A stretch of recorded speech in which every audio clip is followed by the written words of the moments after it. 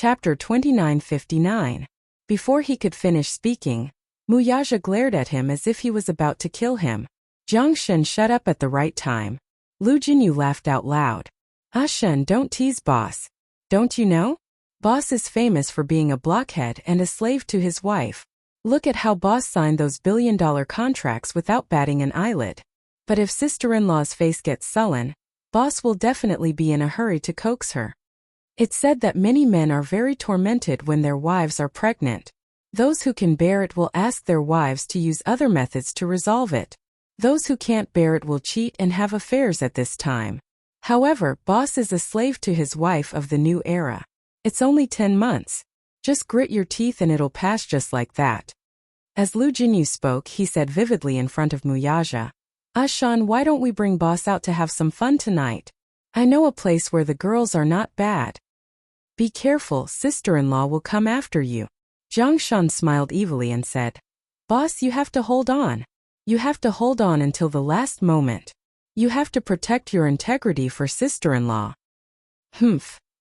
Muyaja pretended to be calm as he flipped open the financial report and said with a calm expression, It's only 10 months. Although he said it casually, when this person lay beside him at night, a certain man suddenly realized how long 10 months was. It was practically light years.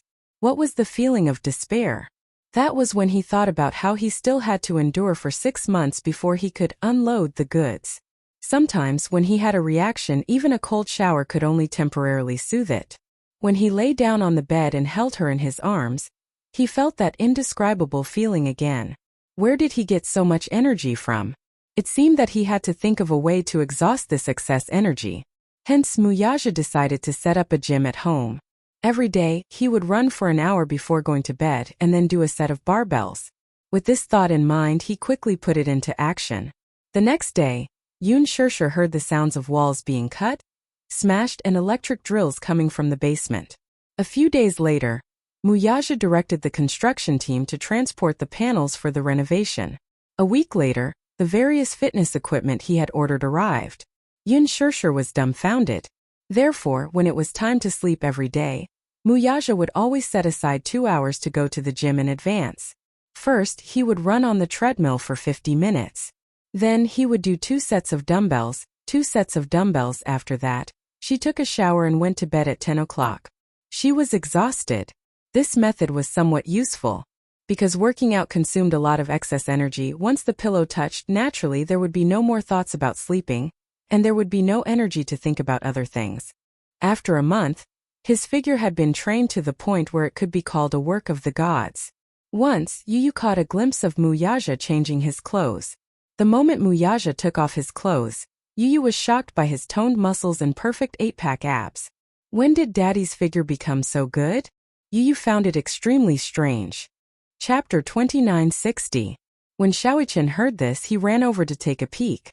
In the end, he ran back with a nosebleed. He's so handsome. His eyes were sparkling. Luckily, Mommy can't see. Otherwise, Mommy would be smitten. Are you exaggerating? You don't understand. Shaoichen looked at him with disdain. Girls can't resist a man with a good figure. Yu was speechless. Was that so? Hence, Shaoichen and Yu would appear punctually at the gym on the basement floor at 8 o'clock in the evening. This time, it was Muyaja's turn to be dumbfounded. What are you doing here? Working out. Yu said in all seriousness. I want to work out too. Muyaja muttered gloomily. You're only 7 years old. Why do you need to work out? Yu asked in return. Then why did Daddy set up such a gym for no reason and work out so hard every day? Muyaja looked embarrassed for a moment. He cleared his throat awkwardly but didn't answer their question directly. Yu found it even stranger. Shaoichen also found it strange. Daddy, you're very suspicious. Mommy can't see such a good figure even though you're working out. Then why are you working so hard to keep fit? Muyaja said in all seriousness. I can't sleep at night, so exercise helps me sleep. Insomnia? Yu looked at him strangely and rubbed his chin. Why would you have insomnia for no reason? That's strange. Muyaja's face darkened. When have I ever seen you so concerned about me? You're the one who's strange. Yu also looked embarrassed. He definitely wouldn't tell the truth. It was just that when he saw Muyaja's lean figure, he felt envious and yearned for it. He also wanted to work out and train his body. On top of that, Xiaoqian had been preaching that working out could make one's body healthier and have a stronger immune system. Furthermore, the metabolism during exercise would promote physical development. This caused him to waver. Because I feel that Daddy has been very suspicious recently. Daddy never used to work out. Muyaja looked at Yu Yu and saw a burning desire in his eyes. This guy. Yu Yu felt a little guilty under his stare. At the side, Xiaoqian immediately explained, Daddy's figure has become great after working out. So, Yu Yu and I are very envious and want to work out with Daddy. Go and run on the treadmill for 40 minutes. Muyaja instructed as he pointed at the treadmill. 40 minutes? Yu Yu wanted to back out. I'll die in 40 minutes. How do you know you can't do it if you haven't tried? The first 30 minutes of running will deplete carbohydrates. 40 minutes will deplete excess fat. After pausing for a while, Muyaja continued, running is good for improving your physical strength. Start with running. Yu Yu and Xiaoqian glanced at each other, and then reluctantly got on the treadmill and started running. After half a month, the results were obvious. Huajin realized that the father-son trio would disappear at 8 o'clock sharp. Later on, he squatted down and discovered the father-son trio's shocking secret. These three guys were actually here. Fitness. Fitness. Chapter 2961. Huajin was really jealous. He also wanted to work out. He also wanted to be nice. Buddy. Hence, Huajin also joined the army of fitness. At 8 o'clock in the evening, they all went to the gym together and worked out. Fitness was the ultimate motivator. Muyaja's fitness was not purely about consuming energy. After all, it was also a good way to improve one's figure. His perseverance was definitely not a slacker either. Once he decided to work out, he would definitely persevere until the end. Because of the fitness, his figure had undoubtedly become better. Sometimes at night when they were lying in bed, Yun Shirshir would hug him and feel his strong abdominal muscles. She could not help but feel a little surprised. Your abdominal muscles didn't seem so obvious in the past, right? Yun Shirshir was a little puzzled. It's a little strange. You've been so mysterious recently, and your figure has become so good? Could it be that you're working out? You guessed it right. Yun Shirshir asked half jokingly and half seriously. Don't tell me you decided to work out to vent your excess energy. Muyaja's face was serious. Isn't it good to work out? Your figure can be very good. Your figure is so good, but I can't see it either. Yun Shirshir was a little disappointed. You will. Muyaja hugged her tightly and smiled. When Yueyao is born and recuperates, we'll immediately arrange for the cornea transplant surgery.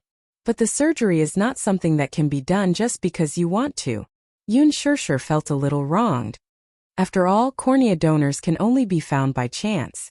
I don't know when the next opportunity will come. You don't have to worry about these things. I'll worry about these things. You just need to take care of yourself and recuperate well. Don't worry about other things. Okay. Yun Shirshir nodded. I'll listen to you. The weather was getting hotter. Unknowingly, it was already June. But the weather was already starting to get hot. Every afternoon, it was especially hot and unbearable. Every time Huajin came home, he would bring ice cream for the little ones. Yu Yu and Xiaoqian each held a Häagen-Dazs and ate with relish. Häagen-Dazs. Yun Shirshir was drooling. She used to love Häagen-Dazs when she was still an office worker. This is the Hermes of the ice cream industry. Although Yun Shirshir couldn't see, her ears weren't deaf. She heard the two little guys eating ice cream, and her saliva secreted even more. Huajin, why didn't you bring me? Yun Shirshir asked angrily. Huajin said innocently, brother-in-law said that you can't eat cold food. Why? Yun Shirshir asked gloomily. Why can't I eat ice cream? That's not fair. Yu Yu licked his lips, still yearning for more. When he heard his mother grumbling at the side, he explained, Daddy read in a book that pregnant women should avoid contact with ice as much as possible. I don't remember the exact reason, but in any case, Daddy's words are clear and logical. Mommy, just bear with it for a while. For the sake of sister's health, don't touch ice cream. Muyaja had read the Encyclopedia of Pregnancy before. It said that pregnant women shouldn't eat cold food, or even touch it. Research showed that when a pregnant woman's hand touched ice, the blood vessels in the uterus would contract, which would affect the blood circulation of the fetus and affect its growth. Therefore, he repeatedly ordered her not to touch anything cold. Chapter 2962. It was fine when the weather was cool, but in the middle of summer, the air conditioner alone was not enough to relieve the heat. Everything she drank was warm. Yun Shirshir was about to complain. Why are you guys not moving? How does it feel to drink warm water on such a hot day? I feel like there's a ball of fire in my body. I'm about to burn. I'm burning. Hua Jin and Yu looked at each other and gave Yun Shirshir a sympathetic look. Xiaoi Chen, who was beside them, felt his heart ache even more. Yun Shirshir sat at the table and held the teacup in her hand with an aggrieved expression. The teacup was filled with hot water that had just been boiled. As it had not cooled down yet, she was so thirsty that her throat was about to smoke. She could not drink any water. It was too hot. These days are simply too torturous. She wept and wailed, her hopes dashed. It was easy to be anxious during pregnancy. Moreover, it was summer. More importantly, her situation was very different from when she first got pregnant. When she was first pregnant, Muyaja had sent a top-notch nursing team to take good care of her food, clothing, and daily necessities. At that time, she was 18 years old and pregnant for the first time. The pregnancy symptoms were not serious. At first, she had some morning sickness and did not have a good appetite. Hence, the nurse in charge of taking care of her put in a lot of effort to adjust her appetite. Fruit yogurt, potato salad, watermelon juice, orange juice. Due to the need to nourish the fetus, she was arranged to live in a villa near the sea. Although she did not leave the house, the villa had a large courtyard, rockery, and flowing water. When she was free, she would take a walk in the courtyard. When she took a walk, a large group of people followed closely behind her. After all, the child in her stomach was precious. Muyaja repeatedly emphasized that if anything happened to the child, they would be held accountable. They could not bear the responsibility. Hence, they took good care of her 24 hours a day. For the first 6 months of her pregnancy, she would take a half-hour walk every day. It was because she heard that if she exercised more during pregnancy, the delivery would be much smoother. Sometimes when the weather was good, she would go to the beach, step on the tide, walk barefoot on the beach and pick up seashells. When she returned home, she settled down and made a wind chime with the seashells and hung it on the window. Her craftsmanship was especially good, and the wind chimes she made were beautiful and unique. When the sea breeze blew, the shells gently swayed, making a crisp and pleasant sound. At that time, although the days were leisurely, she was never idle.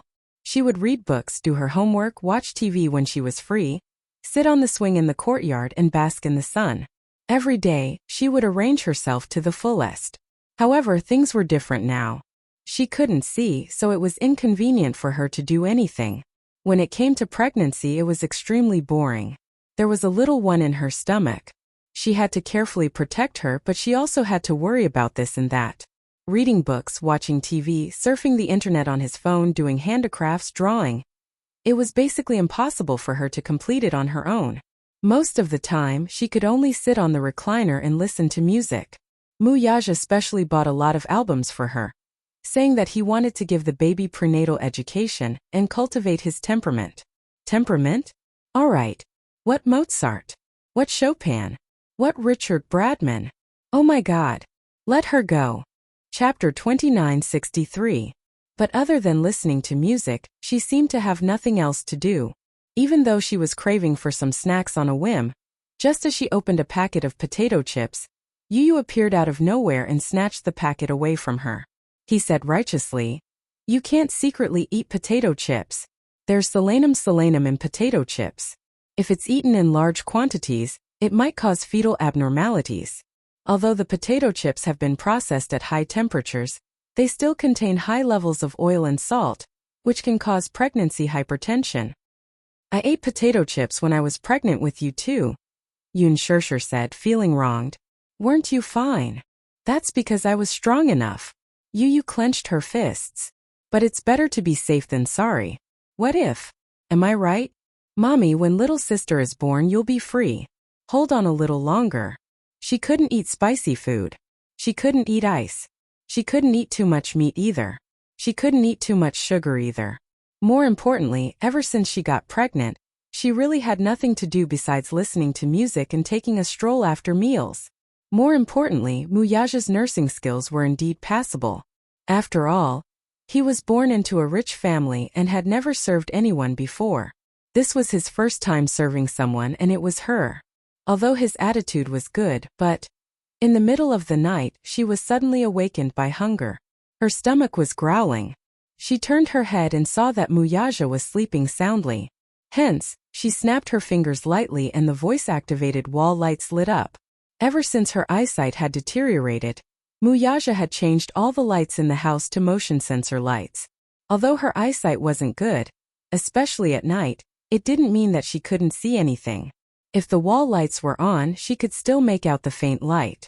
Hence, he changed them to motion sensor lights. As long as there was even the slightest sound, the lights would light up. Wherever she went, the lights would illuminate the place. At least, she could use the light to determine her direction. Where there were lights, he had removed all the furnishings and there were no obstructions. Even Yu did not expect such thoughtfulness, but Muyaja was the first to take it into consideration. Yun Shirshir was amazed by such a high-tech light control system. However, it was much more convenient after changing the light control system. She followed the light and groped her way to the shelf. She took a packet of biscuits and tore off the packaging. Muyaja was awakened by the sound of cracking. His first reaction when he woke up was, there was a rat. Then he heard the crunching sound of a mouse eating a biscuit. When he turned around, he realized that Yun Shirshir was no longer there. Only then did he guess that the sound must have come from a hungry kitten in the middle of the night. Following the sound, he walked into the living room and saw someone sitting on the sofa, happily munching on a biscuit. He didn't go forward to disturb her. He quietly crossed his arms and leaned against the wall, watching her eat. Yun Shirshir was so hungry that she couldn't care less about her image. She stuffed the biscuits into her mouth carelessly. She held a bottle of mineral water in her right hand and gulped it down from time to time. She seemed to be eating too quickly and choked. Muyaja walked over nervously and sat down beside her. He gently patted her back. Eat slowly. No one's fighting with you. Yun Shirshir heard his voice and was stunned. She looked up. You're awake? Chapter 2964. Yeah. I was woken up by the sound of you eating. He stroked her back gently as he said. Those who didn't know better would have thought that there was a rat in the house. You said that I sounded like a rat when I ate the biscuits. She questioned, feeling hurt. What? She felt aggrieved and unhappy. However, he was amused. Aren't rats cute? Speaking of which, you seem to be eating in such a hurry. Are you that hungry? Yeah. I don't know why, but I was woken up by hunger. I remember that I ate quite a lot last night. Why am I so hungry? It's probably because the baby is hungry. Really? Yun Shirshir smiled. All right. I feel that it's especially difficult when I'm pregnant with this guy. After a pause, she held his arm and said coquettishly, Hubby, I want to eat ice cream. No. Muyaja immediately put on a straight face. You're not allowed to eat it. She begged again. Boo-hoo. Just one bite. Just one bite. Okay? Can't you bear with it? I don't know why, but I've been craving ice cream lately. It would have been better if he hadn't mentioned ice cream. The moment he mentioned ice cream, her saliva secreted even more. She swallowed a mouthful pitifully and said, One bite will do. Can you satisfy my craving? No. His stance was firm, and he didn't waver because of her grievances. If you can't eat it, you can't eat it. How can you be so heartless? Yun Shirshir said angrily. Can't you be more open-minded? Madam, I'm already very open-minded. I'm doing this for your own good. If it's for my own good, shouldn't you be looking for ice cream on the streets for me? She was being unreasonable. However, he was still very patient. He patted her head gently and coaxed. Be good. Go to sleep after eating. Don't think about it and you won't be hungry anymore. But I just can't stop thinking about it. Be good. Muyaja leaned close to her ear and said meaningfully, I can resist not touching you for 10 months. Can't you resist not touching ice for 10 months? Oh, Yoon Shirshir's face flushed red in an instant.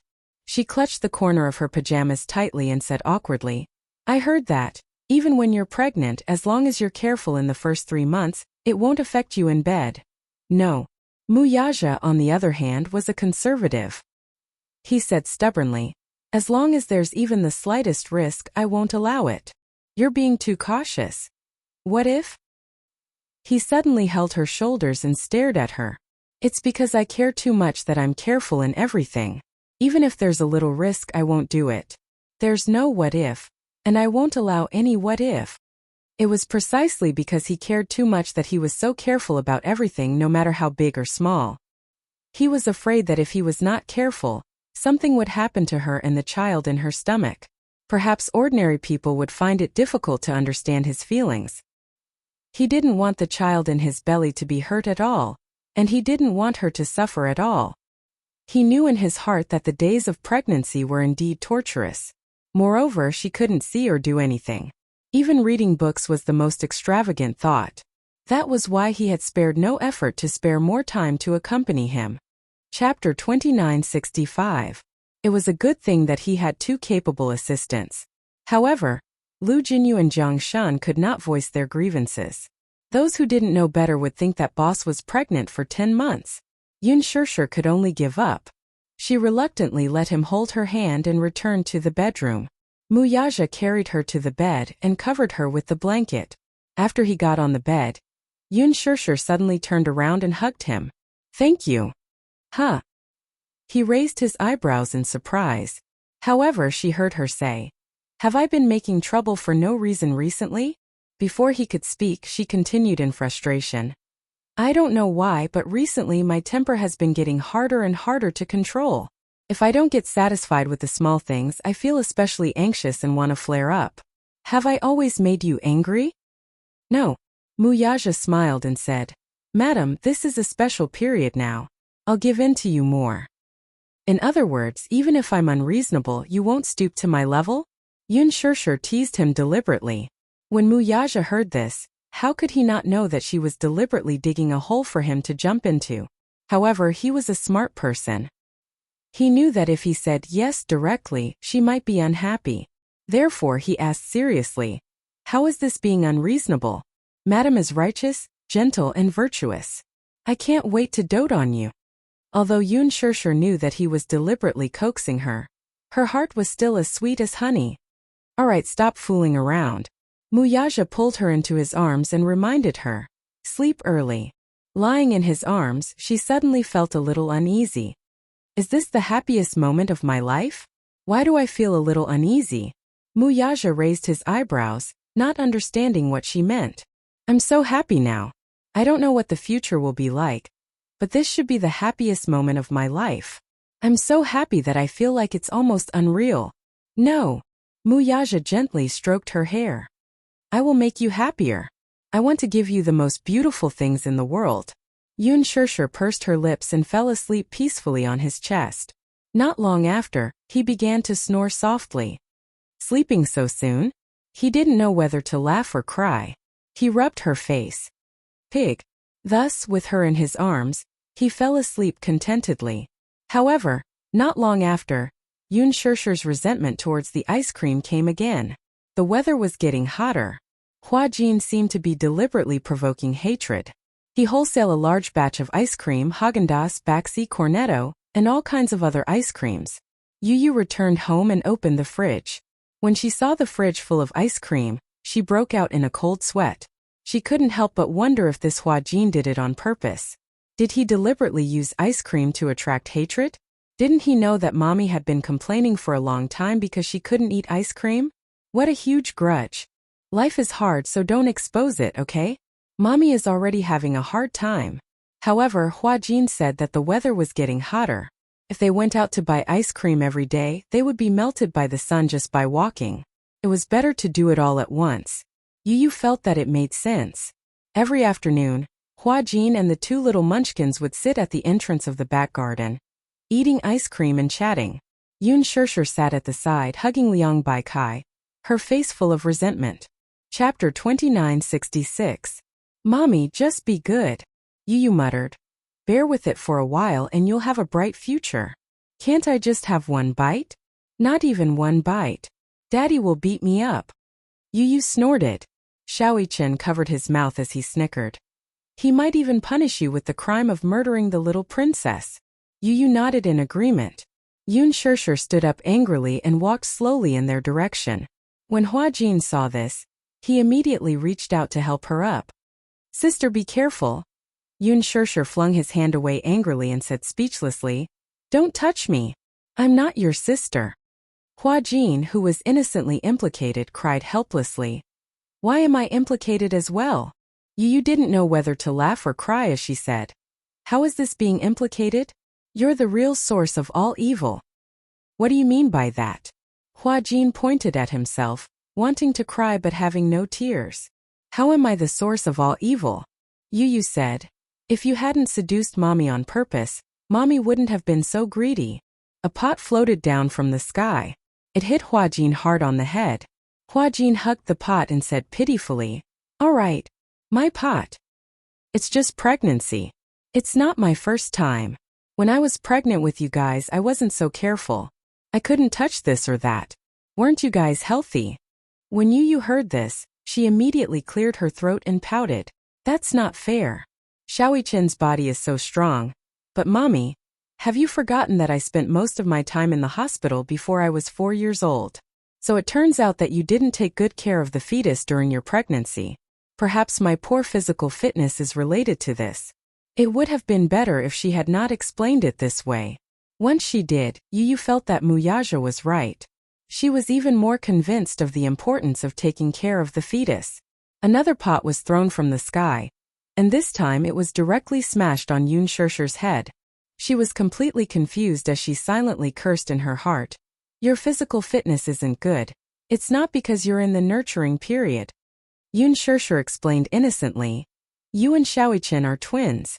The doctor said that when you were in my stomach, you were competing for nutrients. You couldn't compete with Xiaoqian. Also, you were born prematurely 8 months ago. Because you were born prematurely, you were weak. Why is it premature? Yu asked curiously, blinking. The doctor said that it's because of the anxiety during the pregnancy plus. At that time when she was more than 7 months pregnant, Yun Shirshir asked for permission to meet Yun Yeqing. That period of time was when the Yun family was at its most difficult. However, even though they had been meeting, Yun Yeqing was very extreme about her surrogacy. He was once so proud. How could he watch his beloved daughter use her body as the price to repay the Yun family's debt? This debt to the loan sharks might be cleared in an instant. However, the guilt he felt toward her was something that he would never be able to repay in this lifetime. Therefore, every time they met, the father and daughter would sit opposite each other. He would always think of all sorts of ways to persuade her to abort the child. Yun Yeqing's thinking was very simple, but he did not know that if she were to abort the child, it would be even more harmful to her body. Chapter 2967. Hence, during that period of time, the pressure and burden on her heart were too heavy. Her first child was twins. Furthermore, she was only 18 years old when she got pregnant. Compared to other pregnant women of her age, the preterm delivery rate was 11 times higher. Furthermore, her emotions fluctuated greatly. One morning when she woke up, she had just gotten out of bed and walked a few steps when she felt something strange in her body. On the way back to school in the car, she suddenly felt a warm liquid sliding down her thighs. It turned out that her amniotic fluid had broken. As there was still a long way to go before the due date, no one had expected the sudden premature birth. She was then rushed to the hospital. Fortunately, her life was saved. Huajin suddenly mumbled, If it's just a little bit, it shouldn't be a problem, right? No way. Yu insisted. If anything happens to Mommy, Daddy will tear you to pieces. Huajin swallowed his saliva in horror. So brutal. Of course. His sister is his life. With her around, we'll lose our status. As he spoke, Yu and Xiaoqian hugged each other and cried. Xiaoqian, I suddenly feel so sad. Yun Shirshir was speechless. When did these two little guys become so dramatic? Yun Shirshir argued with the three of them for a long time, but it was all in vain. However, this stubbornness didn't diminish at all. Especially at night, when she was forced to lie in bed and cover herself with a thin blanket. Because a certain man solemnly said that pregnant women shouldn't be exposed to too much air conditioning, and that it wasn't the dog days of summer yet, Muyaja only turned the air conditioner fan on. She begged him to turn it on and he finally turned it to 29 degrees. 29 degrees. Wasn't that the same as not turning it on? Because of the stuffy heat in the house, she missed the sweet and frosty taste of ice cream. Hence, for some reason, she got out of bed and tiptoed to the man's room. Pushing open the door, she made her way to his bed. Pa! A hand covered Hua Jin's face. Hua Jin was sleeping soundly. In his dream, a terrifying hand suddenly reached out towards him and touched his face. He was startled awake from his dream and saw Yun Shirshir sitting by his bedside, softly calling out to him. Hua Jin, wake up. What's wrong?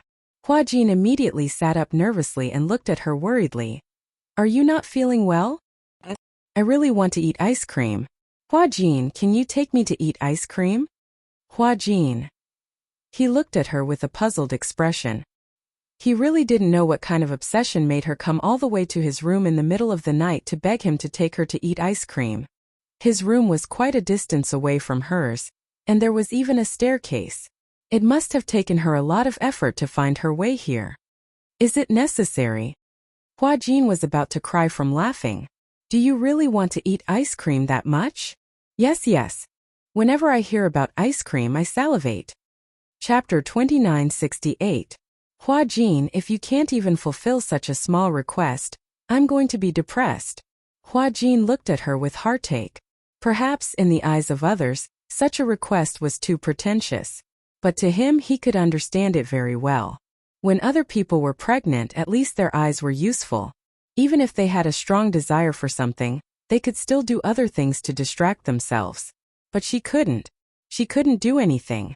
She couldn't do anything. She could draw, embroider, read, watch television, surf the internet, play games. She even needed someone to support her when she took a walk. It was extremely boring. Probably not many people could tolerate it. Or perhaps if it were someone else, they would probably be diagnosed with depression. Hua Jin hesitated for a moment. Suddenly, he reached for his cell phone and said, Wait a minute. Huh? What are you doing? She asked curiously. Hua Jin didn't answer immediately. She could only hear the sound of web pages being switched on his cell phone. A few minutes later, Hua Jin put down his cell phone and said to her, I did some research just now.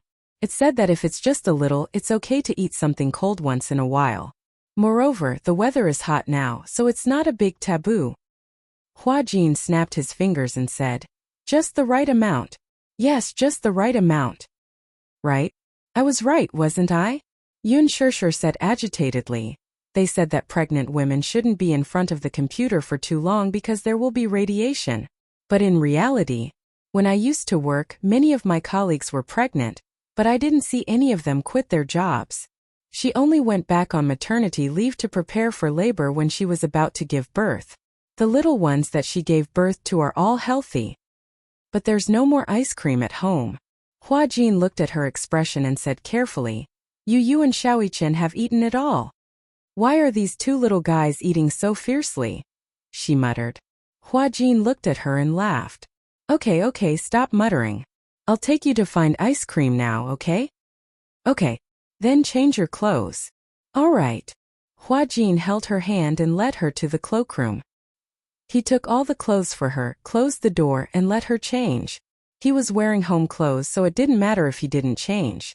After Yun Shirshir changed her clothes, Hua Jin secretly stole a key and led her to the garage. He helped her into the front passenger seat, then sat in the car and started the car. It's already 12 o'clock. I'm afraid there aren't any ice cream shops open. It doesn't matter if it's not Häagen-Dazs. Hua Jin held the steering wheel and thought for a while. Suddenly, his eyes lit up. I know a place. Where? The biggest night market in Jing'an district. There are also many midnight snacks there. Now that the weather is so hot, every shop will start to sell Baxi ice cream boxes. 8. Yun Shirshir's mouth watered even more. Baxi is delicious too. All right. Greedy little cat. I'll take you there. Hua Jin stepped on the accelerator and the car slowly drove out of the garage. He was so focused on talking to Yun Shirshir that he forgot to look in the rearview mirror. After he drove out of the garage, a luxury car parked at the entrance slowly followed behind. Chapter 2969. Hence, the two of them started to chat leisurely. Yun Shirshir asked, "Have you been busy with work recently?" Hua Jin replied, "I'm not busy. I've taken on a lot of commercials recently. It might have something to do with Lethal Beauty's high viewership ratings." Yun Shirshir was surprised. "Lethal Beauty has been very popular recently?" Hua Jin nodded. "Yeah, after your character died, the viewership ratings shot up." Yun Shirshir was speechless. Hua Jin said, "After all, the villain is dead, and the audience's passion for watching shows has been revived. Because of Lethal Beauty's good viewership ratings, I've taken on a lot of commercials. One of the biggest sources of income for a celebrity was advertisements. It was the most important component.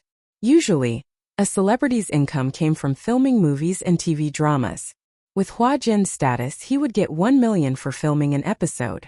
After the company's share, he would get 600,000 after tax. In other words, there were 60 episodes of Lethal Beauty, and Hua Jin had a net profit of 36 million. That was a very eye-catching figure. In the entertainment industry, this income was something that many people could only look up to. But this was only a part of the income. Usually, other than acting, each person could film an average of 2 TV dramas and 1 movie in a year. In addition to various variety shows and stage performances, the remuneration from filming commercials still accounted for the majority of the income. The filming period for commercials was usually a few days, and in these few days they could earn a few million. Could be said that it was easy and simple. Hua Jin had more than 10 endorsements, big and small, from high-end cosmetics to luxury brands, to mobile phones, home appliances, snacks, drinks, shampoo. The advertising economy depended on whether the fans' purchasing power was strong. Hua Jin's fans were especially crazy. Basically, if they got him to endorse, they would definitely make a profit. Hence, it was no wonder that he was feeling so refreshed recently. How could he not be happy about taking on so many commercials? Your popularity has been soaring recently. After all, the male lead role played by Hua Jin was really too likable. Introverted, steady, and expressive from the beginning to the end. With the popularity of the TV series, his popularity would definitely rise. My net worth has also increased by many times. Qin Zhou said that it's rising faster than the stock market. Ha ha ha. The car drove to the night market. After parking the car, Hua Jin held Yun Shirshir's hand and searched along the way. Finally, they found a barbecue restaurant that sold baxi. "Shirshir, you sit here for a while, I'll buy you baxi." Yun Shirshir sat down obediently, looking forward to Hua Jin buying her beloved baxi. 3 minutes later, Hua Jin bought 2 servings of baxi, one with strawberry flavor and the other with chocolate flavor. He walked over with a smile on his face, handed her the box of strawberry flavor ice cream, and opened it for her. "Here. Spoon." He handed over a spoon, but just as he sat down, he suddenly sensed a cold aura beside him. He couldn't help but shiver. He raised his head and his gaze fell on the man standing behind Yun Shirshir. He immediately sucked in a breath of cold air. His eyes widened as if he had seen a ghost. Yun Shirshir heard him suck in a breath of cold air and was also shocked. Her hand that was holding the spoon suddenly froze. She asked nervously, "Hua Jin, what's the matter?" Sister. He stammered for a while, incoherent. He was obviously scared out of his wits. This made her nervous too. "I'm here. Why are you calling me?" Chapter 2970. Brother-in-law. Yun Shirshir was stunned when she heard the word brother-in-law. Brother-in-law? For a moment her mind was racing. Hua Jin's brother-in-law, isn't he? Yun Shirshir froze and turned her head mechanically. Even though she couldn't see clearly, she could see a tall figure in her hazy vision. He was tall and seemed to be dressed in black casual clothes. She couldn't see his face clearly, but his imposing aura and Muyaja's unique aura made her realize she had been caught red-handed. Why did he follow them here? Yun Shirshir's face was especially stiff. Hua Jin, on the other hand, gulped nervously and laughed. "Brother-in-law, why are you here?" He smiled ingratiatingly while cursing silently. How did he find his way here? Could it be that they had a GPS tracker on them? When Hua Jin was making up a story, Muyaja smirked. You don't have a GPS tracker on you. Then did you send a private investigator to follow us? Hua Jin blurted out. However, he covered his mouth the next second and looked at him awkwardly. He actually blurted it out. Wait a minute. How did he know what he was making up in his mind? Could it be? His brother-in-law had a superpower like mind reading. Hua Jin's imagination was running wild. Muyaja continued. I don't have mind reading abilities either. Hua Jin felt even more awkward. He fidgeted and asked. Then how do you know what I'm thinking? What you're thinking is written all over your face. Muyaja paused for a moment. His gaze fell on the ice cream in his and Yun Shishir's hands, and his gaze became even colder. Eating ice cream in the middle of the night? Muyaja's gaze revealed a hint of danger. He scrutinized him again. His cold and unpredictable gaze was really chilling. Hua Jin felt his hair stand on end under his stare. Just as he was about to explain himself, Yun Shishir sat up properly and said with a smile. Hua Jin said that he suddenly wanted to eat ice cream, so I accompanied him here. She smashed the big wok on Hua Jin's head. Hua Jin. What? He was betrayed just like that. Hua Jin was trembling in fear. Hearing this, Muyaja's meaningful gaze landed on him. Startled, he was about to clear his name from the suspicion, when Muyaja interrupted him. But unexpectedly, Yun Shishir seemed to know what he was going to explain. She reached her hand under the table and pinched Hua Jin's thigh. Hua Jin shuddered as his eyes turned red from the pain. He subconsciously blurted out, Yes, sister is right. Only then did Yun Shishir let go. She looked uneasy. Hua Jin was in so much pain that he was about to cry. He immediately used his palm to caress the area where she had pinched him just now. Tears were streaming down his face. He felt bitter inside, but he didn't say it out loud. Muyaja obviously saw Yun Shishir's little action, but he deliberately didn't expose her. His gaze was unfathomable as he smiled slightly. Oh, Hua Jin smiled. I don't know why, but when I woke up in the middle of the night, I really wanted to eat ice cream. But it was too boring to eat it alone, so I dragged her along to accompany me. So, Muyaja glanced at him coldly. You're pregnant too?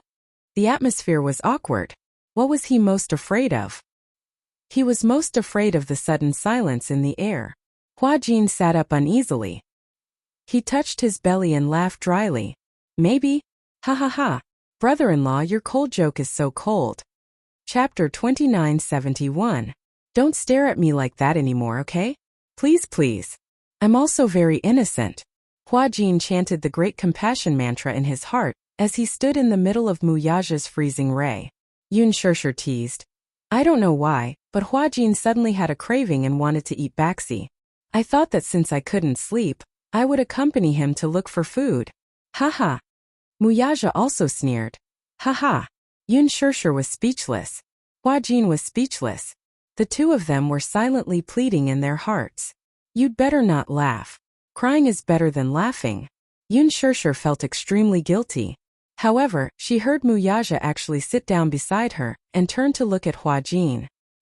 He propped his chin up lazily and looked at him like a loving elder looking at a junior.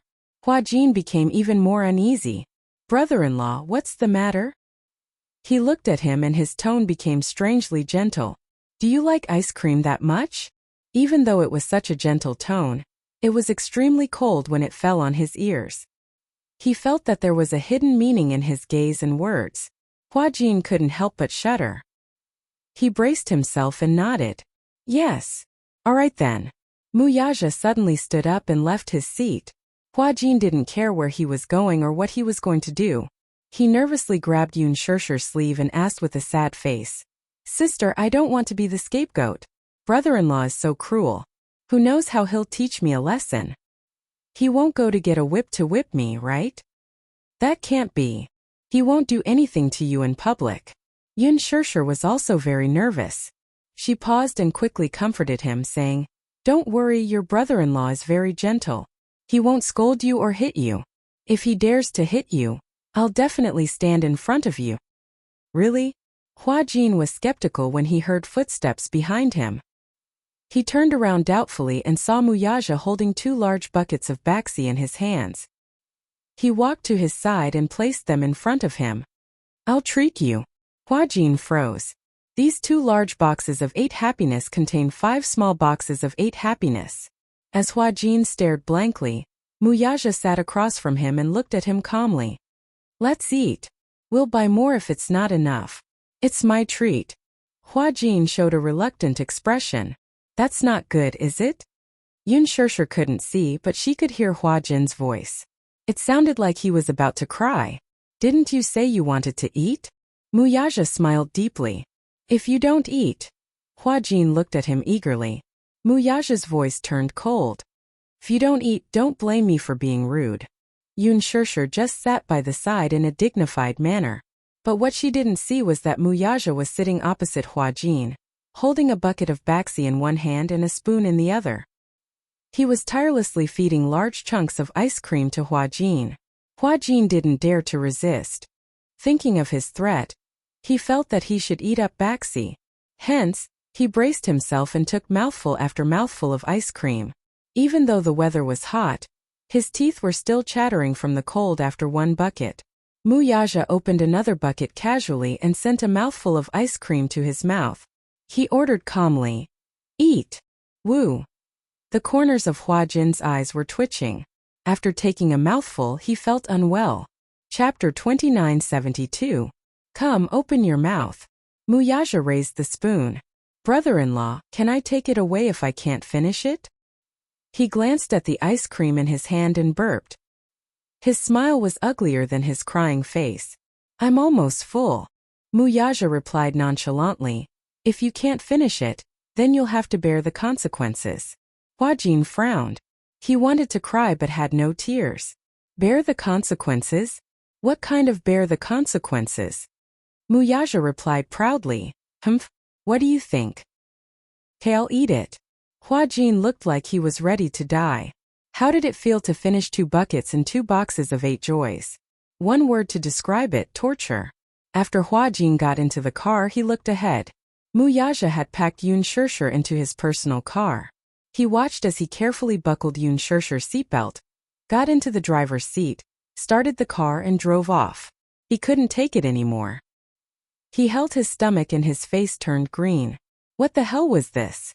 This man was the #1 wife slave. This couple was really something. Instead of sleeping, they came to torment him in the middle of the night. In the end, why was he the one who got hurt? He was so innocent. In the car, Yun Shirshir nervously clutched her seatbelt as she gulped in trepidation. Hubby. Muyaja raised his eyebrows.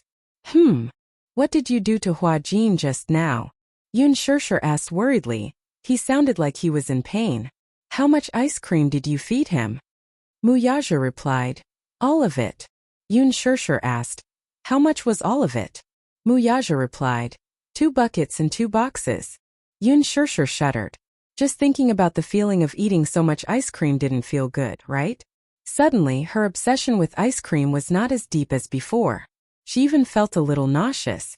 If she vomited, Muyaja's goal would be achieved. He asked, Do you still want ice cream? Yun Shirshir hurriedly shook her head. I don't want to anymore. == Muyaja suddenly reached out to hold her hand and intertwined his fingers with hers. Yun Shirshir's heart warmed, and she held his hand. Perhaps it was because he had been holding the ice cream bucket for a long time, but his hands were slightly cold. He didn't say anything, but from this small detail, she immediately understood his unease and heartache. He was such an introverted man who kept everything in his heart. Perhaps he cared too much about it. If you care too much, you will always be afraid of losing it. Therefore, his caution was only to better protect her. I'll be good in the future, Yun Shirshir said in a low voice. Yes, good girl. But, Yun Shirshir changed the topic. You fed him so much ice cream. Will anything happen to him? Muyaja was speechless. Yun Shirshir said anxiously, He'll definitely have diarrhea, right? In the bathroom. When Huajin walked out, he was about to collapse. He dragged his long numb legs out and supported himself against the wall. When he walked into the living room, the sky was already bright. In the living room, Muyaja walked out of the dining room and poured a cup of warm water for him. Drink it. Hua Jin took the water and leaned against the wall, looking resentful. I think I'm about to collapse. Muyaja raised his eyebrows. Diarrhea? Yes, a little. Muyaja returned to the room and took out a box of stomach medicine for him. Eat this. Chapter 2973. After this experience, Yun Shirshir became more well-behaved. At least she had learned her lesson. However, the days of nurturing the fetus were still boring. Yu found some radio dramas, musicals, and even crosstalk for her to pass the time. Life was peaceful and comfortable. Chief, did you know? The Mu Group recently released news of their wedding. Mu Yanqing is getting married to Song Inya soon. In the office, Lu Jinyu walked to Muyaja's desk and handed him a red announcement. He had gotten it from a media friend. It was said that Mu Yanqing and Song Inya's wedding would be held at 100 banquets. Furthermore, they had also invited celebrities from all walks of life, and more than 100 media outlets. It seemed that they were determined to make this wedding a grand and dignified one. Muyaja took the invitation and glanced at it expressionlessly. On the invitation was Song Inya and Mu Yanqing's wedding photo. The time and location were also written. He took a closer look. Although it was called a wedding photo, it was more accurate to say that this was not a traditional wedding photo. Song Inya was wearing a wedding dress and holding Mu Yanqing's arm.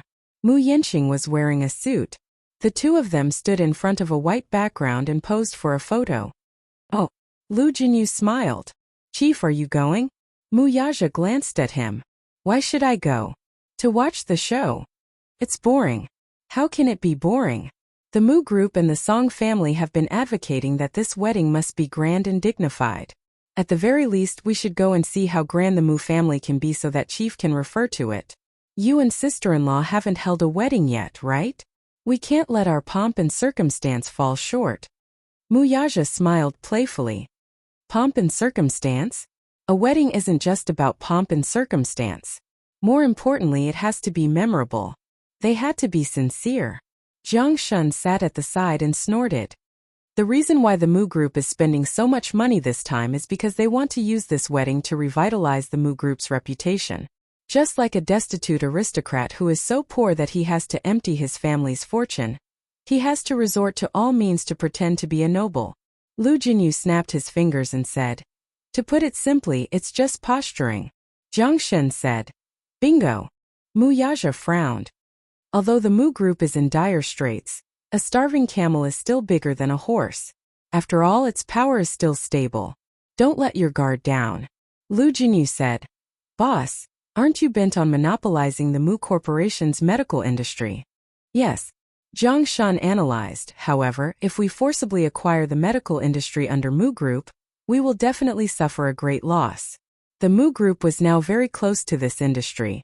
Although Mu Yanqing was now the head of the Mu Group in name, the real power in the family was still in the hands of Mu Linfeng. If not for Mu Linfeng's hard work, what can Mu Yanqing achieve? Lu Jinyu said. That old fox Mu Linfeng is not a simple character. He's not easy to deal with. However, given Mu Yanqing's half-baked personality, when Mu Linfeng really collapsed, the Mu family's throne would also crumble in an instant. He won't be able to stay in that position for long. All these years, Mu Linfeng's health doesn't seem to be improving. In such a situation, we can play many cards. Chapter 2974. Jiang Shun took a sip of tea and said casually, however, Mu Linfeng is headstrong and self-opinionated. He can't keep people around at all. Otherwise, Chief wouldn't have taken so many talents away from the Mu Group so easily. Are you done with your work? Muyaja interrupted. Lu Jinyu and Jiang Shun looked at each other and immediately stood up to head to their offices. Muyaja glanced at the wedding invitation again and threw it into the trash can. Ming City's villa. Meng Qingxue was sitting on the sofa with the wedding invitation in her hand. She flipped open a page and saw a wedding photo of Mu Yanqing and Song Inya on it. She felt that it was an eyesore. Mu Yanqing and Song Inya's wedding was imminent. She had questioned Mu Yanqing more than once, not understanding why he wanted to marry Song Inya. However, Mu Yanqing smiled and said, Inya, don't worry. This time I won't let you down. Then how do you explain this wedding invitation? Mu Yanqing only said, you'll understand when the time comes. Meng Qingxue was baffled by his words, but she still chose to believe him without hesitation. She hoped that he would not disappoint her this time. It was not that she was too blind, but she had seen every change in Mu Yanqing. Ever since they returned to the capital from Yen City, Mu Yanqing had spent almost every night with her. He said that he would arrange for her to stay in a villa to recuperate, so he arranged a private villa for her to recuperate. He also assigned 5 servants and a nanny to take care of her daily needs. Meng Qingxue followed his instructions and focused on recuperating. She was well taken care of. In the past 2 months she had unknowingly gained 5 kilograms of weight. It was rare for her to gain weight. No matter how much she ate, it was difficult for her to gain half a kilogram of weight. It was clear how well she was taken care of. Not only that, he was afraid that she would be lonely. Occasionally when he was free he would bring her around the park, the lakeside, and even drove her to interesting places for a road trip. Perhaps it was because he had almost lost her. But compared to his past indifference toward her, Mu Yanqing cherished her even more now. It turned out that the feeling of being cherished was so blissful. Meng Qingxue originally told herself that if she loved him, half of his love was enough. She shouldn't love him too deeply. She shouldn't love him more than he did. Otherwise she would be the one suffering. However, being wrapped in such tenderness, she seemed to have fallen into it once again. Mu Yanqing would accompany her to every prenatal checkup without exception. That morning, Mu Yanqing specially applied for leave for the usual prenatal checkup. He did not attend the meeting in the morning and drove her to the hospital. Sitting in the car, Meng Qingxue said a little embarrassedly, "You always take time off to accompany me for prenatal checkups. Won't anyone criticize you?" Mu Yanqing replied, "I'll be worried if someone else comes with you." Meng Qingxue's heart warmed when she heard this. The corners of her lips curled up as fireworks seemed to explode in her heart. When they arrived at the hospital, Mu Yanqing helped her out of the car and into the gynecology department. After accompanying her through various checkups, he helped her to a chair and said to her, "I'll line up to get the report. Wait for me here." "Okay." Mu Yanqing smiled and handed her the mineral water he had bought before turning to line up. Chapter 2975. Meng Qingxue sat quietly at the same spot and waited.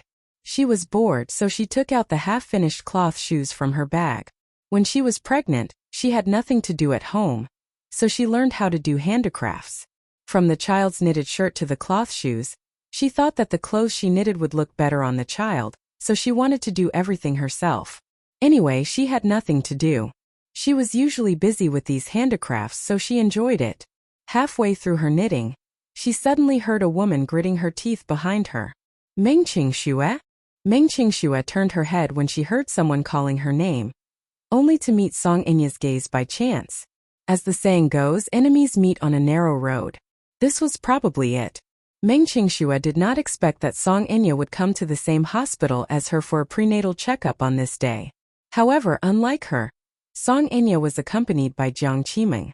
Jiang Qiming also went to line up to receive the report, leaving Song Enya sitting on the stool and waiting. Song Enya was furious when she saw her. She did not even need to think about who was accompanying this woman for a prenatal checkup.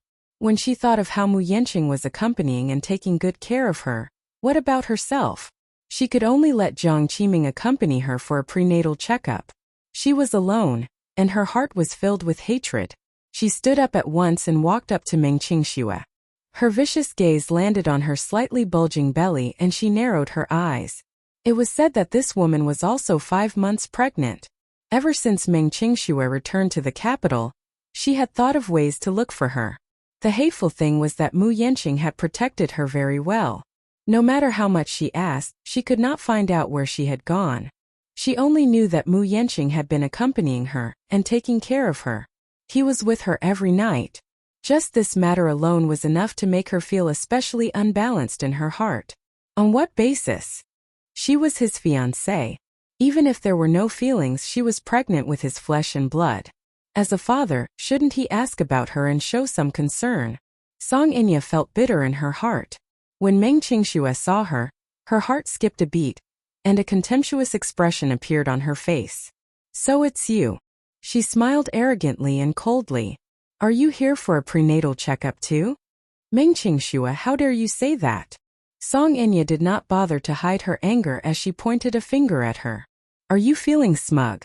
You feel a sense of accomplishment for interfering in someone else's marriage, don't you? Meng Qingxue was stunned. Song Enya's loud voice attracted the attention of the people around her. The people who came here were all pregnant women who came for a prenatal checkup.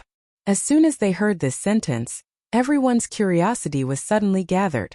Everyone looked in their direction, only to see two people, one standing and one sitting, angrily confronting each other. Meng Qingxue sneered. I don't know what you're talking about. You don't know what I'm talking about. Song Enya paused. Has Mu Yanqing been with you for the past 2 months? Meng Qingxue retorted. What does that have to do with you? I'm his wife. What do you think it has to do with me? Chapter 2976. When the crowd heard this, they immediately understood what was going on. It turned out that this indignant woman was the first wife, and this pitiful and innocent woman sitting in the seat was the mistress. How long has it been since I last saw my husband? When I was pregnant as my husband, he didn't stay by my side to take care of me. Instead, he stayed by his mistress' side day and night, taking care of her and loving her. What am I to him? Meng Qingxue was startled. She looked around and saw that the people around her were looking at her, pointing at her and gossiping about her. Tisk tsk tsk. Mistresses nowadays are really too arrogant. This first wife is really pitiful. She's pregnant, but he's not by her side to take care of her. Is the mistress pregnant too? Look at her. If she's not pregnant, why would she be here? She's probably here for a prenatal checkup. Looking at her belly, she should be 5 months pregnant. The mistress and the first wife are both pregnant. How rare. How much of a scumbag is this man? He actually made his wife and mistress pregnant at the same time. It's too disgusting. She bit her lower lip hard and glared at the missy furiously. This woman was really vicious. She actually wanted to use public opinion to criticize and suppress her. Song Enya continued. You guys don't know, right? My husband and I are getting married next month, but this woman is obviously trying to disgust me. I don't know what method she used to keep my husband by her side. She must have whispered something into my husband's ear. It's been 2 months. My husband has never asked me a single question, nor has he ever come to see me or the child. I really don't know what to do. At the end of her sentence, her eyes turned red. She covered her face with her hands and let out a sad sob. When everyone heard this, they were filled with righteous indignation and started insulting her. This woman is really shameless. Why is a mistress so disgusting? I think she's quite pretty. She can have any man she wants. Why does she have to cling on to someone else? Maybe this man is rich. Isn't this the way of the world now? Any man with a little money is easy to become arrogant. He doesn't fall at home, but outside he's arrogant. Just like the emperors of ancient times. A mistress is despicable, and a husband is even more despicable. It's better not to marry such a man. Song Enya wiped her tears and said, There's nothing we can do even if we regret it. We already have a child. We can't let the child be born without a father, right? Yeah, that's a problem. Some of the older people couldn't stand it. They pointed at Meng Qingxue and said, If you have a conscience, don't cling on to someone else's husband. As for the child in your belly, hurry up and abort it.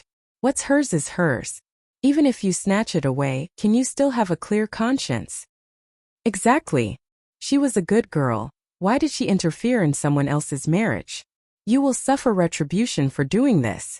Meng Qingxue suddenly raised her head and said in a deep voice, I'm not a mistress. Song Enya glared at her. What did you say? I said. Meng Qingxue suddenly stood up and stood face to face with her. I'm not a mistress. You are. When everyone heard this, they were shocked again. This situation could not help but become a little chaotic. Some people could not understand what was going on. Chapter 2977. Meng Qingxue sneered and looked straight at Song Enya as she said word by word. Song Enya, you're the third party who came between Yanqing and me. What did you say? Isn't that so? Meng Qingxue said coldly. I was the one who got together with Yanqing in the beginning. What about you? Yes, I admit that you're going to marry him, but don't think that I don't know what tricks you used. Song Enya's face turned pale as she said, Don't spout nonsense. Who are you calling a third party? You. Meng Qingshua's eyes were cold as she thought to herself, are we competing in acting? Song Enya, you've been scheming against me all this while. You've been pressuring me step by step and using underhanded means to harm me. You've even threatened my unborn child. You're vicious and merciless, but I won't back down anymore. At the thought of this, Meng Qingxue smiled coldly and straightened her back, giving off a feeling that she would not tolerate any violation or blasphemy. She looked around and said, even if you want to be the righteous ones, you have to get to the bottom of the matter before you blame others. Do you really believe what she said?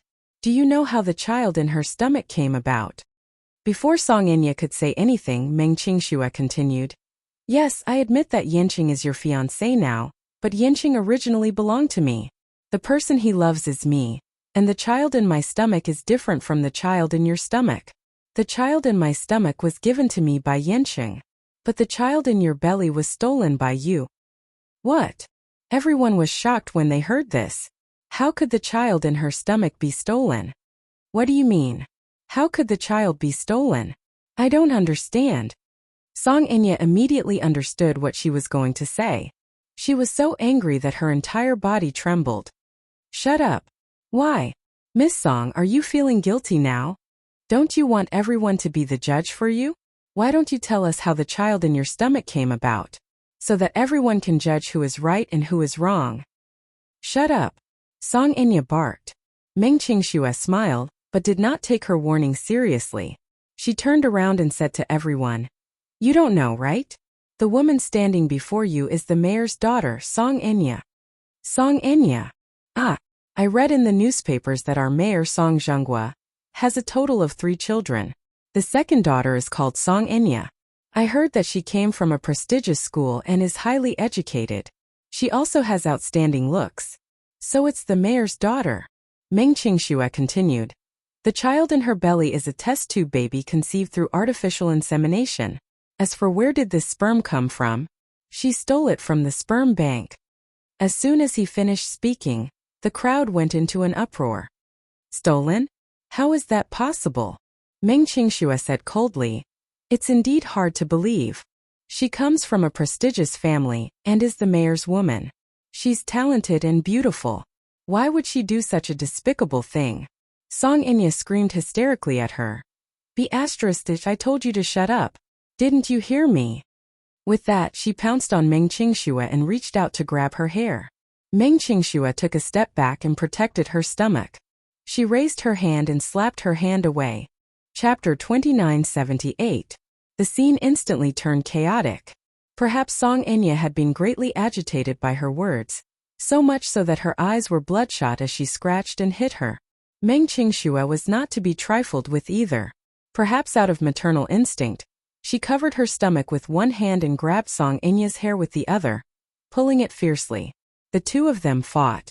The surrounding passers-by watched in fear, but most of them were just there to watch the show. Many of them were pregnant. Seeing such a scene, who would dare to come forward to mediate? Jiang Qiming returned with the report and saw that there was a fight in the seats.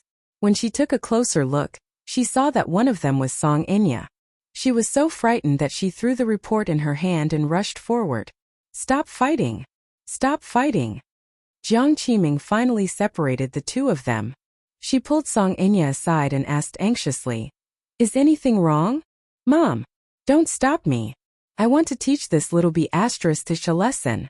As Song Enya spoke, she wanted to rush forward again. Afraid that she would hurt herself, Jiang Qiming pulled her back and reprimanded her. What are you doing? Think about it, you're already 5 months pregnant. It's not like before. Even if you don't think for yourself, you should think for the child in your stomach. How can you be so willful? Song Enya turned her head and stretched out her hand with a ferocious expression. With reddened eyes, she pointed at Meng Qingxue, who was standing 2 meters away with a guarded look on her face. She cried, Mom! She's Meng Qingxue. She's that bee asterisk teasage. For the past 2 months, Mu Yanqing hasn't cared about me and has always been by her side. How can I not be angry? She even said that I'm a third party. Mom, how can I not be angry? Alright, be careful. Don't affect the baby. She was busy calming her emotions when she suddenly reacted and glared at her in surprise. What did you say? She's that Meng Qingxue? Jiang Qiming turned her head and stared fixedly at Meng Qingxue. Her gaze was as sharp as a knife as it pierced her. Are you Meng Qingxue? Meng Qingxue glanced at the woman. Based on their earlier conversation, she could roughly guess her identity. She was Song Enya's mother. She covered her lower abdomen with one hand and was on full alert. Where is Mu Yanchen? Jiang Qiming yelled. Where is he? His fiancée is already 5 months pregnant, but he doesn't care about her at all. He only cares about you, you be *T. Meng Qingxue said angrily. I'm not a bitch. Auntie, please show some respect when you speak. As the mayor's wife, you don't have any manners at all. Jiang Qiming was stunned. She looked around and saw many people pointing in their direction. Only then did she realize that they were in public, and she indeed had to be careful. Thinking of this, she walked towards Meng Qingxue and said, Come with me. I have something to talk to you about. Seeing her glaring at her, Meng Qingxue quickly shook her head. I won't go with you. I want to stay here and wait for Yanchen. I told you to come with us. Did you hear me? Jiang Qiming's tone became sharper. This is our private matter. There's no need to talk about it in public. No matter what, we have to wait until Yanchen comes back, right? Meng Qingxue was very smart. Chapter 2979. Meng Qingxue knew very well that she was weak and alone. Without Mu Yanqing's protection, she was nothing. Seeing the stalemate, Jiang Qiming became even angrier. However, she was determined to settle this matter tonight no matter what. Usually, Mu Yanqing hid this little vixen so well that she could not find any clues. Now that they had bumped into each other on a narrow path, how could he let her go? At the thought of this, Jiang Qiming strode up to Meng Qingxue and grabbed her arm, not allowing her to say anything. Little b****, I'm telling you. No matter what, you have to leave with me today. We have to settle the score between you and Enya. I'm not leaving. Come with me. Amid the tussle between the two, Mu Yanqing returned with the report in his hand. He caught sight of a group of people surrounding them with Song Enya and Jiang Qiming standing in the middle. When he saw Jiang Qiming tugging at Meng Qingxue's arm with all her might, he immediately rushed up and threw Jiang Qiming aside. He stood in front of Meng Qingxue to protect her and swept a cold glance at them. What are you doing? When Song Enya saw him, she was even angrier. When she saw him standing on Meng Qingxue's side without a second thought, she felt even more embarrassed and could not tell right from wrong. Mu Yanqing, what do you mean by this? Please be clear about who your fiancée is. It's not her. It's me. The person you're marrying is also me. Song Enya yelled at him at the top of her lungs. What do you mean by this? What does she mean by this? When Jiang Qiming saw him, her attitude softened a little. She sighed and said, Yanqing, you and Enya are getting married next month. Now that you're circling around this woman, what position do you place Enya in? Back then, I wasn't the one who insisted on marrying your daughter. When Mu Yanqing recalled how the mother-daughter pair had been eyeing Meng Qingxue covetously earlier, he could not help but feel angry. He said coldly, I clearly don't have any feelings for your daughter. She's the one who wants to marry me. I told her back then that I can marry her, but she has no right to interfere in my private affairs. This is a treaty, and I made it very clear. You're having an affair, Song Enya accused. Logically speaking, this shouldn't exist. Mu Yanqing could not help reminding her. Song Enya, we're not married yet. But our wedding is next month. Song Enya fumed. Why? All I want is a loyal marriage and a loving husband. Can't I get it? Do you have the right to do that? He paused for a moment before adding, if you don't want this disloyal marriage, you can call it off at any time. I don't mind. Mind? Song Enya looked at him in disbelief. She could not believe that he would say such a thing. For a moment, countless fragmented scenes flashed through her mind. She had worked so hard to get what she wanted, but in the end, she did not get anything. She had racked her brains to get Muyaja. She did not hesitate to go through extreme pain and bear all the humiliation to get pregnant with Muyaja's child so that she could marry him. In the end, she realized that she was the one who was being played. Chapter 2980. In the end, what happened? Yun Shishir, whom she hated the most, was now being doted on by Muyaja. She was as blissful as she could be. A while ago, A media reporter reported that Yoon Shirshir had lost her eyesight due to that accident. Her eyes were injured and she was now recuperating at home. It was also said that because of Gu Xing's incident, Yoon Shirshir was depressed and had no appetite. She almost lost the child in her stomach. However, she saw the paparazzi secretly taking photos of Yoon Shirshir wearing a mask and accompanied by Mu Yaja to the hospital for a prenatal checkup. She was all smiles the entire time. When Mu Yaja looked at her, even though the pixels of the photos were blurry, she could still feel his doting behavior, as if he was protecting a child. She hated it. Why did some people get happiness so easily, but what about her? Thinking about Yoon Shirshir, Meng Qingxue, and herself, Song Inya's heart suddenly turned cold and she felt so pitiful. She clenched her fists and suddenly walked toward Meng Qingxue. Grabbing her hand, she asked Mu Yanqing, "Why do you like such a woman? What are you doing?" Mu Yanqing tried to block her hand, but Song Inya pushed him away abruptly. Looking at Meng Qingxue with a ferocious expression, she said arrogantly, "I don't know where this little wild model came from. In terms of family background and looks, how can such a lowlife compare to her? How am I inferior to her? Why are you protecting her like this? Don't you know? Your second uncle will never let her step into the Mu family's door." Mu Yanqing was taken aback by her words. "Don't tell me you've forgotten why your second brother was chased out of the Mu family." Song Inya's eyes were red as she gritted her teeth and said, "It's because he insisted on being with Yoon Shirshir. But your second uncle is proud and arrogant. The Mu family's threshold is so high that it's not something that a slut of unknown origin can step into. If you insist on keeping this trash, have you not thought about the consequences?" She paused for a moment before continuing, "Your second brother loves beauty so much that he's willing to give up the Mu family's empire. But he was different. He was capable and had a business mind.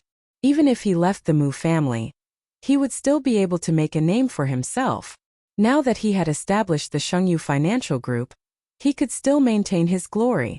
What about you, Mu Yanqing? Don't forget what you relied on to become the head of the Mu Jia. Ask yourself, if you leave the Mu family, what are you? You're nothing."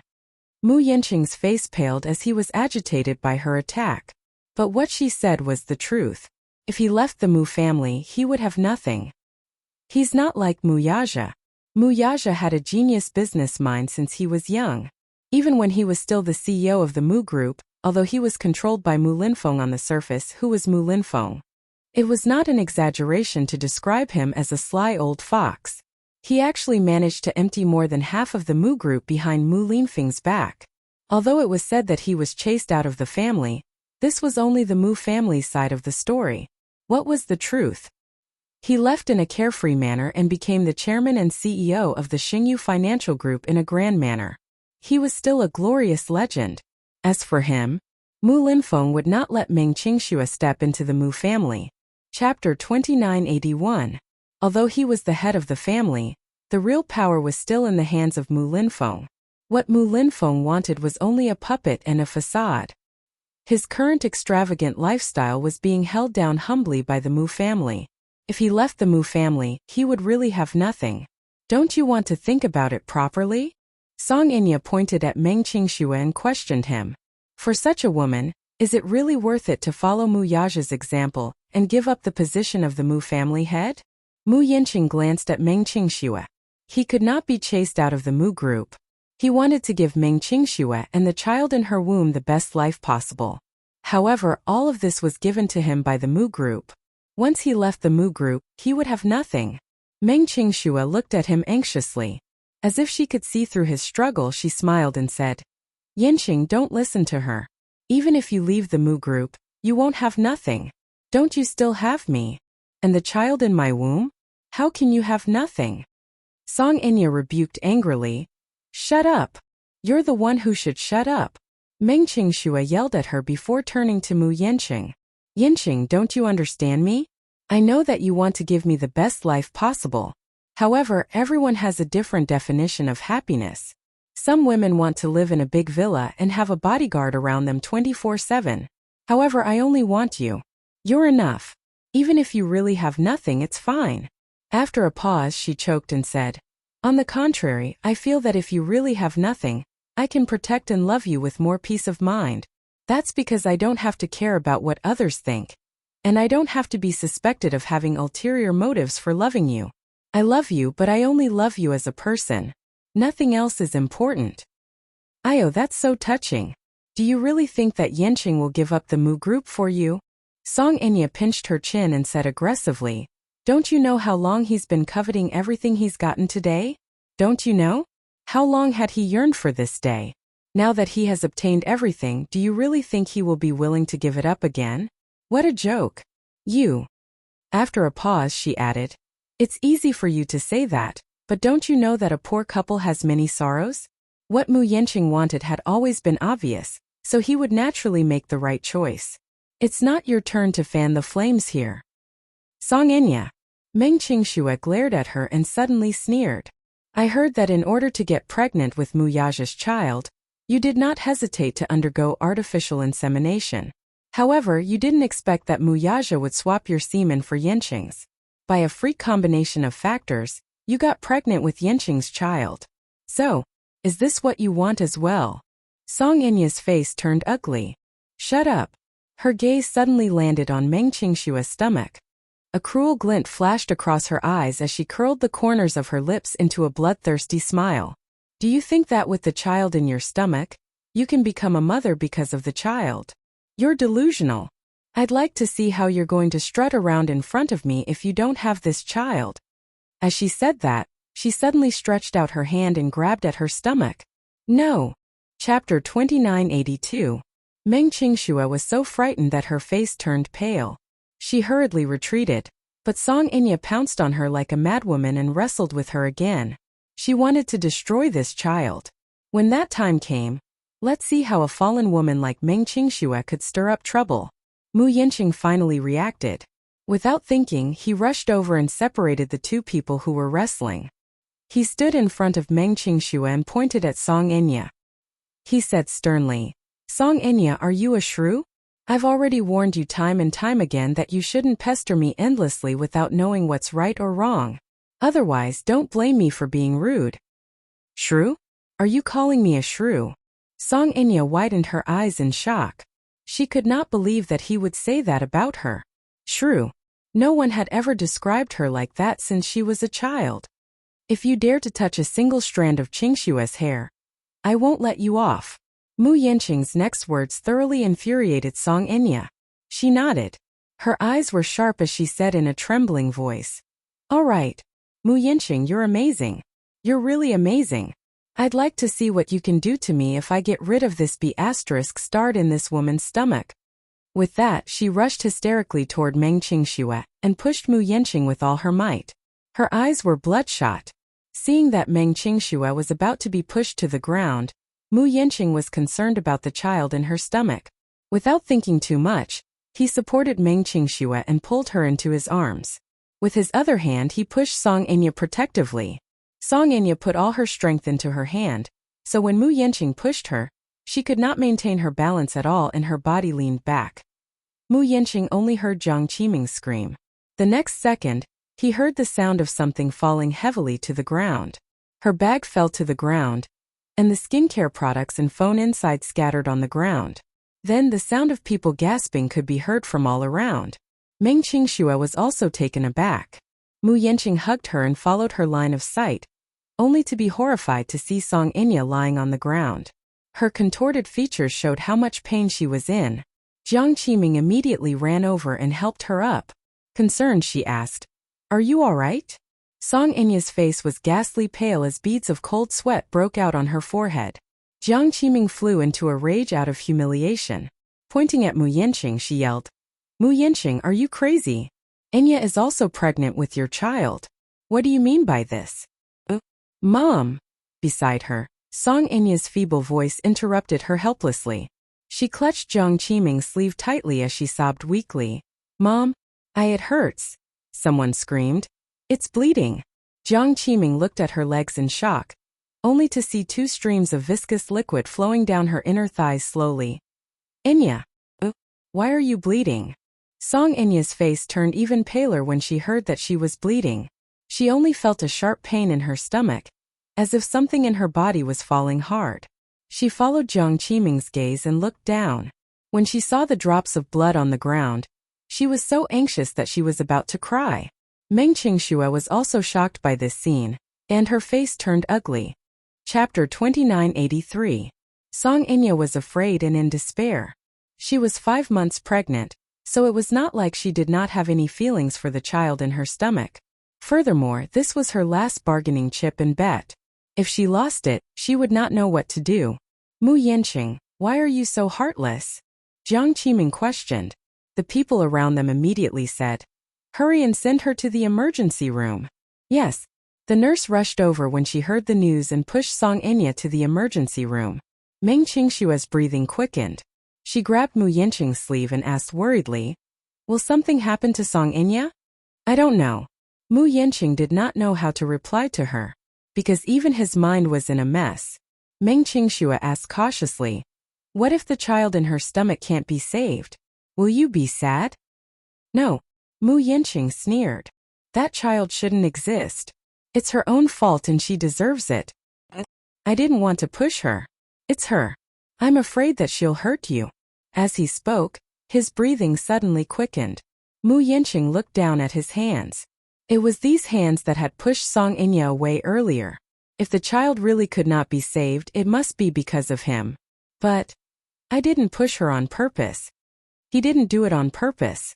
He didn't want to hurt her. Meng Qingshue's heart ached. She hugged him tightly and said sadly, Yanqing, don't think about it. I know I saw it. You didn't want to hurt her. You were trying to protect me. Don't blame yourself. Mu Yanqing hugged her and closed his eyes weakly. Outside the operating theater, Jiang Qiming had been sitting for a long time. When Mu Yanqing and Meng Qingxue walked over, she looked up and saw them. She stood up agitatedly and pounced on Meng Qingxue. It's all your fault. It's all your fault, you little b****. The doctor said that the child might not be saved. If it weren't for you, if it weren't for you. As she spoke, she was about to slap Meng Qingxue. Mu Yanqing shielded Meng Qingxue with his body and pushed Jiang Qiming away. Auntie, calm down. Please conduct yourself with dignity. Jiang Qiming's eyes were bloodshot. Mu Yanqing, are you still going to protect her? If the child doesn't survive, it has nothing to do with her. Mu Yanqing said agitatedly, I'm responsible for this. I'll take responsibility for my own actions. If you have any dissatisfaction, just come at me. Jiang Qiming nodded and said in a trembling voice, okay. You're a man, you're a responsible man. Why are you going as mother? What if she's lost her child? What? She questioned him as she punched his chest. Just then the door suddenly opened. Jiang Qiming turned around anxiously and saw the doctor walking out. She immediately went up to him and asked worriedly, Doctor, how is my daughter? Madam, please calm down a little. Please calm down. I'm really sorry that the child couldn't be saved. I'm sorry. Jiang Qiming's eyes widened when she heard this. She fell to the ground weakly and could not get up no matter how the nurse tried to help her. Soon the operating table was pushed out. Song Enya had just finished a curettage. As she was 5 months pregnant, the anesthesia from last night's curettage had slowly worn off. She endured the pain as her face was covered in cold sweat. Chapter 2984. Jiang Qiming's heart ached as she rushed forward. She held onto the bed and looked at her. How do you feel? Does it hurt a lot? Where's the baby? Song Enya asked in a trembling voice. Is the baby still here? As she spoke, she raised her heavy hand to touch her stomach, only to feel a flat area. Her tears fell uncontrollably. When Meng Qingxue heard this, her face froze for a moment. She felt the man's back stiffen and her heart plummet. In the ward, Song Enya had fallen asleep after being injected with a sedative. Mu Yanqing sat outside the door while Meng Qingxue sat beside him, never leaving his side. He originally wanted to send her home first, but Meng Qingxue said that no matter what, she wanted to be with him and not go anywhere. Mu Yanqing could not do anything about it, so he let her be. When Mu Shumin received the news, he rushed to the hospital. When he reached the door of the ward, he saw Mu Yanqing and Meng Qingxue sitting together with him. He frowned slightly, walked over, and glanced at them coldly. Mu Yanqing did not notice her. His head was lowered, and he seemed to be thinking about something. He did not hear Mu Shumen's footsteps coming over. It was Meng Qingxue who reacted and nudged him gently. He looked up and was surprised to see Mu Shumen. "Why are you here? Don't ask me first." As Mu Shumen said this, he glanced at Meng Qingxue from the corner of his eye, seemingly hinting at something. "Shouldn't you explain who this is?" "Auntie, I'll tell you about her later." As Mu Yanqing said this, he stood up and said to Mu Shumen, "Song Enya had a miscarriage." "A miscarriage?" "Yes. The child is gone." When Mu Shumen heard this news, his expression changed. Looking at the guilty look on his face, he seemed to have guessed something and asked tentatively, "Song Enya's child is gone. Is it related to you?" Mu Yanqing took a deep breath. "I accidentally pushed her and she fell to the ground. The child was lost." "You?" Mu Shumen was furious and questioned him. "Why were you so careless when you knew that she was pregnant?" "I didn't do it on purpose. She seemed to have gone crazy and pounced on Qingxue. I saw that she was like a shrew, so without thinking I wanted to push her away. In the end, I didn't control of my strength. In the end, it's all because of this woman, right?" "Yes." You. Meng Qingxue. Mu Yanqing said unhappily, "Don't spout nonsense." Mu Shumen interrupted him again and warned coldly, "Don't forget how you became the head of the family." Mu Yanqing fell silent and his face turned ashen. "Don't tell me you want to imitate your second brother, and have a second Yun Shishir. Then, learn from him and hand over the position of the family head to someone else." Chapter 2985. Auntie. If it's an unnecessary explanation, I don't want to hear it. Mu Shumen was obviously infuriated by him. When she received a call saying that something had happened to Song Enya, she immediately rushed to the hospital. On the way there, she found out that it was this troublesome nephew of hers who had caused Song Enya's miscarriage. She was even more baffled. Why did such a thing happen all of a sudden?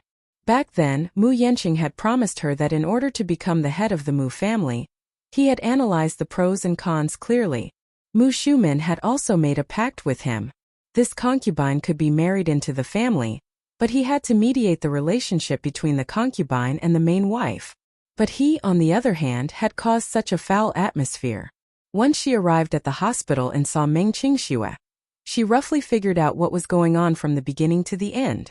Mu Shumen was afraid that if Mu Yanqing were to emulate Mu Yaja and choose a woman over the family, then all her efforts would go down the drain. "Yanqing, I'll say the ugly things first. Meng Qingxue can be a concubine, but if she breaks the rules of the Mu group, you know what I'm capable of. Don't blame me for not warning you earlier." Mu Shumen's words were harsher. Mu Yanqing glanced at Meng Qingxue, and then at Mu Shumen before slowly nodding his head. Only then was Mu Shumen satisfied and entered the ward. Meng Qingxue kept her head lowered and remained silent. Her mind kept replaying Mu Shumen's words. She had a feeling that this woman's methods were extremely ruthless. She could not help but worry. It was not easy for her to win Mu Yanqing's heart. Would he waver again because of Mu Shumen's words? Mu Shumen walked into the ward, straightened her face, and walked to the bed with a worried look. "Is that lass Enya all right?" When Jiang Qiming saw her, she finally had a place to vent her grievances, so she cried and complained to her. She recounted everything that had happened. Jiang Qiming cried and complained, "Our Enya is from a prestigious family after all. Is it wrong for Yanqing to marry our Enya? But he's great. Enya hasn't married into the family yet, and he already can't wait to get a mistress. It's not that the Songs don't know the rules of the Mu group, but a concubine should at least wait until Enya is married, right? She hasn't married into the family yet, aunts, and she's already here. What will happen after she's married? Then wouldn't little 4 and little 5 have to stand in a row?" "Mu Shumen, you're right. Is there any reason?" On the surface, Mu Shumen remained calm and expressed her understanding, but in her heart, she thought to herself, this Mu Yanqing marrying Enya might not be aggrieved, but he won't get anything out of it either. In her eyes, Song Enya was a withered flower that Mu Yaja did not want. Seeing that Mu Yaja could not get her, she turned around and wanted to get close to Yanqing. She even felt wrong for Yanqing. How could Jiang Qiming come here to complain? However, this thought remained in her heart. Mu Shumen smiled gently and said, "Qiming, What are you talking about? Speaking of which, I know that Enya has been wrong this time. If the child is gone, then so be it. Even if it's gone, there'll be plenty of time in the future after she marries into the family. She'll still have children. Chapter 2986. Now that the child is gone, is this marriage still valid? Of course it's still valid. Mu Shumin exchanged pleasantries, but she was gnashing her teeth in anger. This Jiang Qiming actually knew how to negotiate with her. This woman had it all planned out. Wasn't she just worried that Mu Yanqing would go back on his word and refuse to marry her after losing the child? Mu Shumin was furious, but she could not make things too awkward in public. Moreover, on the way here, Mu Linfeng called and asked her to calm the emotions of Jiang Qiming and Song Enya. She did not understand why she always had to clean up such messes. When Jiang Qiming heard Mu Shumin's words, the uneasiness in her heart dissipated slightly. She was worried that Mu Yanqing would have a reason to call off this marriage if Song Enya's child was gone. However, the news had already been released and the invitations had been sent out. If they were to announce halfway through that the marriage was not going to happen, wouldn't it be a huge embarrassment for the Song family? She did not know how to explain this matter to Song Zhenghua. If he found out that the child was gone, wouldn't he blame her for not taking good care of his daughter? She would not be able to clear her name even if she jumped into the Yellow River. Mu Shumin sat in the ward for a while. After a while, she made a call and took the initiative to summon the hospital's director over, instructing him to take good care of Song Enya. This hospital was also one of the Mu Group's businesses, so the hospital naturally obeyed her instructions. After giving her instructions, Mu Shumin left the ward. Mu Yanqing and Meng Qingxue were still sitting at the door. Before she left, she glanced at Mu Yanqing and then at Meng Qingxue and said indifferently, "I think you're out of your mind. You caused such a thing for a little b***tc. I'll give you time to weigh the pros and cons in your heart. Yanqing, the Mu Group doesn't need you. However, you're nothing without the Mu Group. You'd better cut ties with this little b*** as soon as possible." With that, Mu Shumin left without looking back. Meng Qingxue felt that all of these words were extremely harsh to her ears. This Mu Shumin was really too arrogant. What right did she have to insult her like this? Meng Qingxue looked at Mu Yanqing aggrievedly, only to see him sitting there with a pale face. His eyes were dark and gloomy, as if he was contemplating something or hesitating about something. She couldn't help but feel uneasy. She opened her mouth to speak, but before she could do so, Mu Yanqing suddenly stood up with a livid expression and left in a hurry. Meng Qingxue couldn't care about anything else. She quickly stood up and chased after him. "Yanqing! Yanqing!" Mu Yanqing walked to the entrance of the hospital without a word. When he raised his head and saw the glaring sunlight, an inexplicable sense of humiliation rose in his heart. He suddenly clenched his fist and smashed it hard on the stone pillar at the entrance. His tightly clenched fist was instantly drenched in blood. Meng Qingxue chased after him. When she saw him repeatedly smashing his fist on the stone pillar, she rushed up in horror and hugged his arm. "Yanqing, what are you doing?" Mu Yanqing flung her hand away and walked to the side angrily with a sharp gaze. He hated himself for not fighting for it. When Mu Yaja was still the CEO of the Mu Group, he was high and mighty and dazzling. Everyone was respectful and obedient to him without hesitation. What about him? Chapter 2987. On the surface, Mu Linfeng seemed to think highly of him, but in reality, he was just like a regent in ancient times. On the other hand, he was like a puppet emperor. On the surface, he could summon the wind and summon the rain, but he had no real power at all. Unfortunately, he could not leave the Mu Group. Mu Yanqing felt extremely vexed. In particular, Mu Shumin's reprimand earlier made him feel even worse. He was increasingly aware that he was being used. Ever since he took over, the Mu Group's economy had been constantly declining. If it were not for the support of the Mu Group's biggest industry, the medical industry, they would have been burdened with tens of billions of debt long ago. Mu Linfeng was mentally and physically exhausted because of the financial group's affairs, but when he wanted to intervene in the Mu Group's affairs, Mu Linfeng did not let him. He could only sit in the luxurious office that symbolized the highest authority, but he was essentially reduced to a vassal. It was not that he was not resigned, but there was nothing he could do. Even he himself felt that he was too useless. He felt that he did not have any dignity to speak of, especially in front of Meng Qingxue. Mu Shumin ridiculed and mocked him, which made him feel even worse. Meng Qingxue walked to his side. When she touched his hand, Mu Yanqing sensitively let go of her hand and turned his face away. She was shocked. "Yanqing, what's wrong?" "Nothing. Just now." She mustered up her courage and said, "Don't take what your aunt said to heart." He turned around and questioned her instead. "How can I not take her words to heart? She meant that I'm a good-for-nothing and a puppet. If I don't obediently follow the family's arrangements, she's implying that I'll be expelled from the Mu family." After a pause he laughed coldly. "What does this mean?" "This means that I'll have nothing." "Didn't I say that you won't have nothing?" Meng Qingxue said anxiously. "Don't you still have me?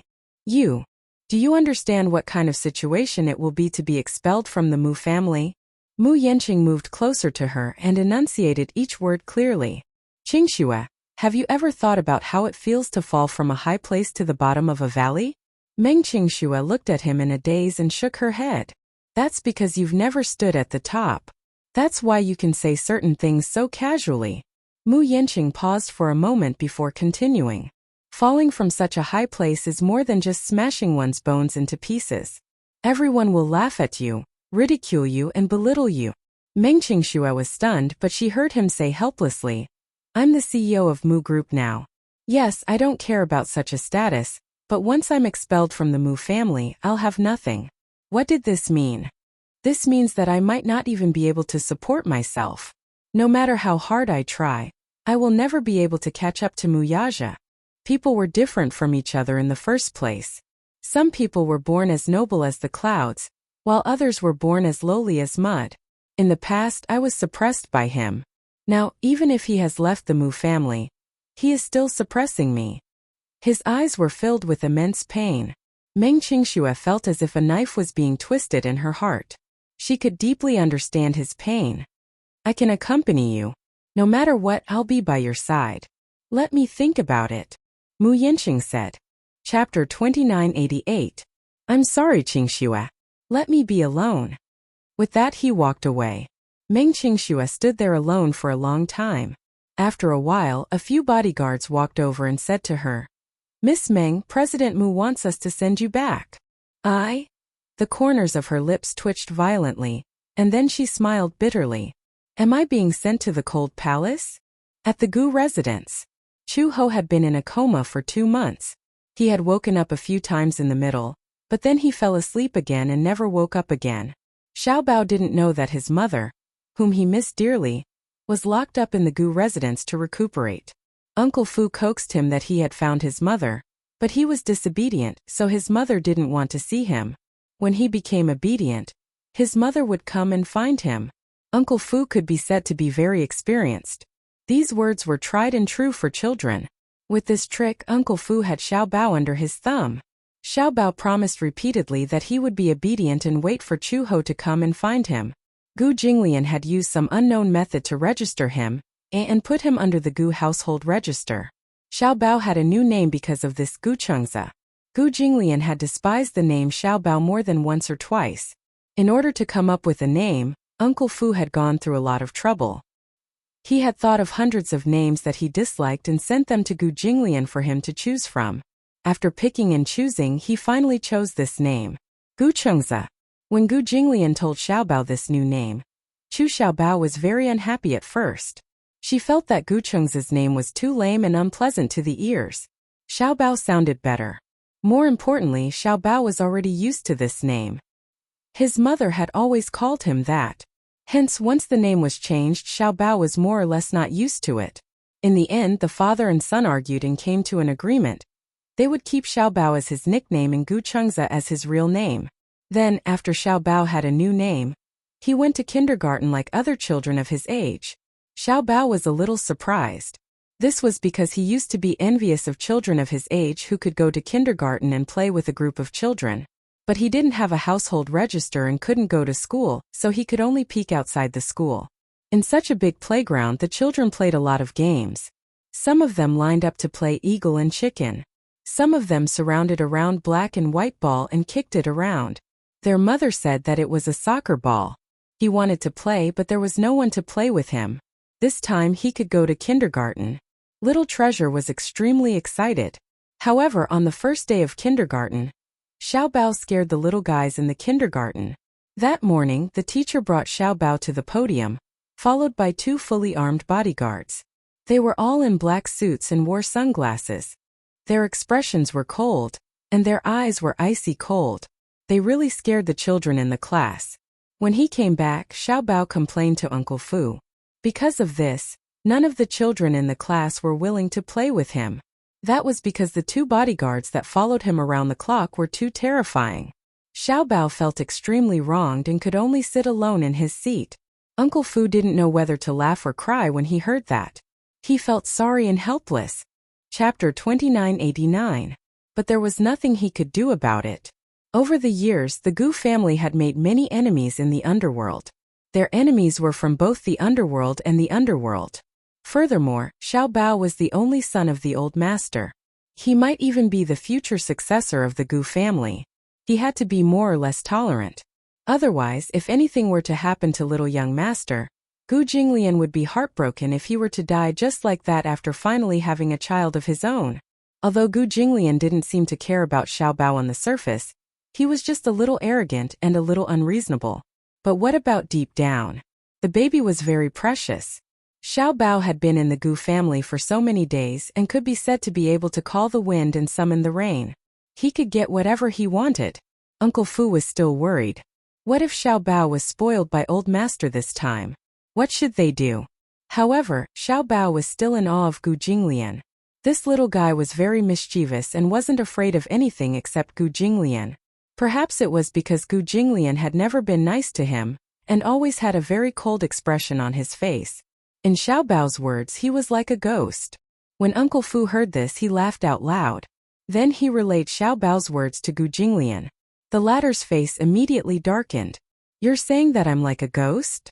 Gu Jinglian clenched his fists tightly. His face was terrifyingly stern. Uncle Fu's shoulders shook because he was laughing secretly. He said, "This little guy is really smart. He actually dares to talk about old master like that. Don't let him be spoiled," Gu Jinglian said. Uncle Fu agreed on the surface, but in his heart he thought, "When it comes to spoiling old master, you're the one who spoils the most." Gu Jinglian asked again, "Is that woman awake yet?" Upon hearing this, Uncle Fu naturally knew who Gu Jinglian was referring to. Hence, he said, "She hasn't woken up yet. The doctor said that his vitality was greatly damaged, and the damage to his body was too severe. He needs a long time to recuperate. She has been in a coma for more than 2 months. Don't tell me he'll never wake up?" Uncle Fu was silent for a long time. Suddenly, he said, "The doctor said that she had 4 gunshot wounds, 3 knife wounds, and a perforated lung. 2 of these injuries were critical, and her body was severely damaged." Suddenly, he said carefully, "One of them was because of you." Gu Jinglian suddenly recalled that there was once an assassination attempt on him. Chu Ho had taken a bullet for him. Although it did not hurt his vitals, the wound had contracted pneumonia and he had almost died. He remembered that time. "Take me to her." Uncle Fu nodded. Gu Jinglian followed Uncle Fu into the room where Chu Ho was recuperating. Because she had not woken up for a long time, they had already changed rooms twice. However, the maids saw that she was well taken care of. Even though she had not woken up, her clothes were clean, and even her nails were neatly trimmed. Chu Ho lay quietly on the bed. There was no sign of life on her sickly pale face. If it were not for her heartbeat, no one would think that she was alive. After 2 months of recuperation and relying only on the nutrient solution to maintain her vital signs, she had obviously lost a lot of weight. She was so thin that her wrists were so thin that they could be held easily. Her oval-shaped face, which was originally the size of a palm, had become even thinner. With her black hair as a backdrop, her face looked even paler. Gu Jinglian walked to the bedside and stopped. He looked at her silently and frowned slightly. "Why are you so thin?" Chapter 2990. Uncle Fu explained, "Old master, she hasn't eaten for more than 2 months. She has been relying on the nutrient solution to sustain herself." Gu Jinglian's expression changed slightly. "I know. Suddenly he asked seriously, "Will she wake up?" "Of course she will." "Oh," Gu Jinglian replied and smirked. "I thought she was in a vegetative state." Uncle Fu broke out in a cold sweat. He had thought that Gu Jinglian had said that he wanted to see her because he was concerned about her. Who would have thought that this cold and heartless old master was here to see if she was dead? He didn't know whether to laugh or cry at this. As he thought of this, Uncle Fu asked carefully, "If she wakes up, what does old master plan to do with her?" If she wasn't Cheng's biological mother, she wouldn't have survived until now. Gu Jinglian paused. When he thought of Gu Chengze, his expression changed. In fact, if Chu Ho wasn't Xiaobao's mother, if he didn't have scruples about killing this woman, Chu Xiaobao would definitely be heartbroken. Moreover, a child at such a young age would definitely not be able to accept such a fact. If his personality changed drastically, the situation would be difficult to deal with. It was even harder to imagine how much the child would hate him if he knew the truth one day. He used to hate children, but perhaps it was because his blood flowed in this child's veins, coupled with his mischievous nature. He added a lot of joy to his boring life, and brought a lot of laughter to the dull Gu family. Therefore he decided to keep this child. As long as he doesn't cause any trouble for the child's custody, he can stay in the Gu family. Gu Jinglian paused and glanced at him. "Why? Do you pity him? This girl is still so young. I heard that she was the second in command of the Interpol in her early years. Perhaps if we keep him in the Gu family and train him, he will be of some use." Gu Jinglian interrupted him and said, "Back then, she approached me under the orders of the organization to collect evidence on me. At that time I was too careless. Otherwise I wouldn't have let her succeed. She betrayed me. Do you think I will keep a woman who is unfaithful to me by my side? Master, for the sake of the child, let's not pursue the past." Uncle Fu advised earnestly. "As I said, you can keep her. However, if she dares to play any tricks, I don't mind playing along." After that, Gu Jinglian turned around and left the room. Uncle Fu glanced at the person on the bed and immediately followed suit. After the door was closed, the eyelids of the person on the bed suddenly moved. His little finger twitched a few times, and his eyes suddenly opened. Chu Ho opened his eyes. After a long period of darkness, once he came into contact with light, he couldn't help but feel a little irritated. She immediately closed her eyes again, but Gu Jinglian's words still echoed in her ears. "Gu Jinglian." She gritted her teeth as she silently muttered this name, her gaze suddenly becoming extremely sharp. The name Red Lotus was derived from the word lotus. He was a lotus. This was also the reason why Gu Jinglian had kept her by his side in the past. Gu Jinglian, this man. She had seen countless people, but she had never seen such a cold man before. "Uncle Fu, Uncle Fu." A servant hurriedly found Uncle Fu.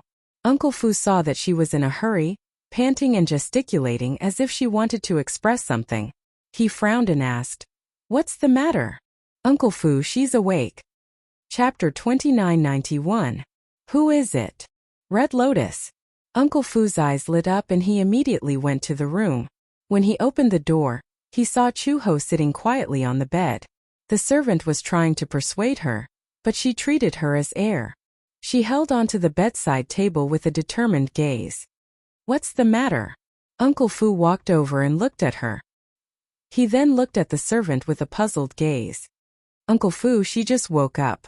The doctor told her not to move around, but she insisted on getting out of bed and walking around." Uncle Fu heard this and thought it was something serious. "She's been lying down for so long. She should walk around." The servant stopped talking. Uncle Fu walked over and smiled at her. "Miss, you're finally awake. You have to know that you have been lying in bed for 2 months. Red Lotus glanced at him and opened her mouth. Just as she was about to speak, Uncle Fu seemed to have guessed what she was going to say and immediately said, "Don't worry. I know what you're worried about. Xiaobao is fine. He went to school and I'm afraid he's not back yet." "School?" She looked even more puzzled. "Xiaobao has already been registered. He's starting kindergarten like the other children his age." Uncle Fu continued. This little guy was so happy when he heard that he could go to school. After all, children at this age are the most playful. How lonely would it be if he didn't have any friends? When Chu-ho heard this, her originally cold face softened a little. Her gaze was filled with gratitude as she softly said, "Thank you." She could tell that this Uncle Fu took good care of Xiao Bao. More importantly, she didn't know if it was because of his age, but Uncle Fu gave off a very kind feeling. It was hard to imagine that he and that cold and cruel man had a master-servant relationship. As long as it was someone who was really good to Xiao Bao, she would feel grateful. Chu-ho said, "I want to get out of bed and walk around." Because she had been lying down for so long and had not moved for such a long time, the function of her limbs had obviously deteriorated. She knew very well that she needed to undergo rehabilitation immediately. When Uncle Fu heard this, he immediately said, "Don't be in a hurry to get out of bed and walk around. You've just woken up, and your body hasn't adapted yet. Besides, you haven't eaten for more than 2 months. Why don't you eat something first? Otherwise, if you insist on getting out of bed, I'm afraid you'll have low blood sugar." Chu-ho smiled gratefully. "Okay." Only then did Uncle Fu smile with satisfaction. He turned his head and ordered, "Tell the kitchen to prepare some porridge and side dishes." "All right." 10 minutes later, the servant brought in millet porridge and some delicious side dishes. Fearing that her stomach couldn't take it, she didn't eat anything for the time being. Instead, she prepared coarse grain porridge.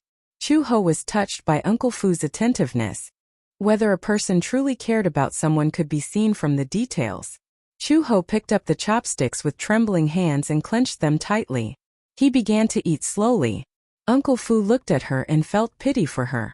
He didn't know why, but this woman used to be enemies with the Gu family. But he didn't know why. Was it because she was Xiao Bao's mother, and because he loved her he wanted to treat her well? Or was it because his heart ached for her? How could a woman get hurt in order to survive in this world? Especially when he saw her trying hard to hold the chopsticks and slowly swallow, this feeling of heartache became even more obvious. "Is it hot?" Chu-ho shook her head slowly. Uncle Fu smiled and sat by the bed. He chatted with her about Xiao Bao's recent situation. Chapter 2992. As long as it was about Xiao Bao, even if it was an interesting anecdote that happened while eating or sleeping, she didn't want to miss it. After she finished eating and put down her chopsticks, Chu-ho looked at him. She suddenly frowned and said, "Uncle Fu, if I recover, can I take Xiao Bao away from here?" Uncle Fu heard this and was stunned for a long time. He asked her back, "Isn't it good to let Xiao Bao stay in the Gu family?" Chu-ho's knuckles couldn't help but clench. She bit her lip and took a deep breath. "If it's that man, I don't want to." Uncle Fu didn't understand. "Why?" "Because he's a Gu Jinglian. If she let Xiao Bao stay in the Gu family, she was worried that when Xiao Bao grew up, he would also become such a cold man." Uncle Fu heard this and said tactfully, "Chu-ho, you seem to have some misunderstanding about our old master." "Misunderstanding? What misunderstanding? Old master is actually not that scary." Uncle Fu smiled and said, "Old master is actually a very gentle person." Suddenly there was a knock on the door. Uncle Fu frowned and walked to the door. A subordinate dressed in black stood at the door, his face covered in cold sweat. "Uncle Fu, what do we do?" "Something happened." "What happened?" Uncle Fu said impatiently. "Spit it out. Is Dr. Chung here?" Dr. Chung was the Gu family's private doctor. Uncle Fu raised his eyebrows and asked curiously, "Why are you looking for Dr. Chung?" "I accidentally spilled Old Master's tea and Old Master broke his leg. He wants Dr. Chung to hurry over and take a look." Uncle Fu was speechless. This was indeed Old Master's style. But wasn't this a little too fast? He had just finished speaking. "Old Master, oh Old Master, why are you so worrisome? How was he supposed to smooth things over?" He turned his head around awkwardly, only to see Chu-ho looking at him silently. Chu-ho's gaze was even more thoughtful. Uncle Fu immediately reprimanded, "Do you have to look for me for such a small matter? Don't you know how to call Dr. Chung?" "I can't get through to Dr. Cheng's phone." "Then call his assistant." After being scolded like this, the subordinate immediately nodded. Uncle Fu closed the door and turned around. He smiled awkwardly and walked over to Chu-ho's bedside. However, he heard Chu-ho say, "A gentle person? The new subordinate doesn't know how to do things." Haha. Uncle Fu wiped off his cold sweat. Suddenly, he straightened his face and said guiltily, Master just has a bad temper. Just a bad temper. Chu-ho continued coldly. If Xiao Bao were to stay in the Gu family and be influenced by him, wouldn't he grow up to be as violent and cold-blooded as him? This? Uncle Fu was speechless. Xiao Bao is a very kind child.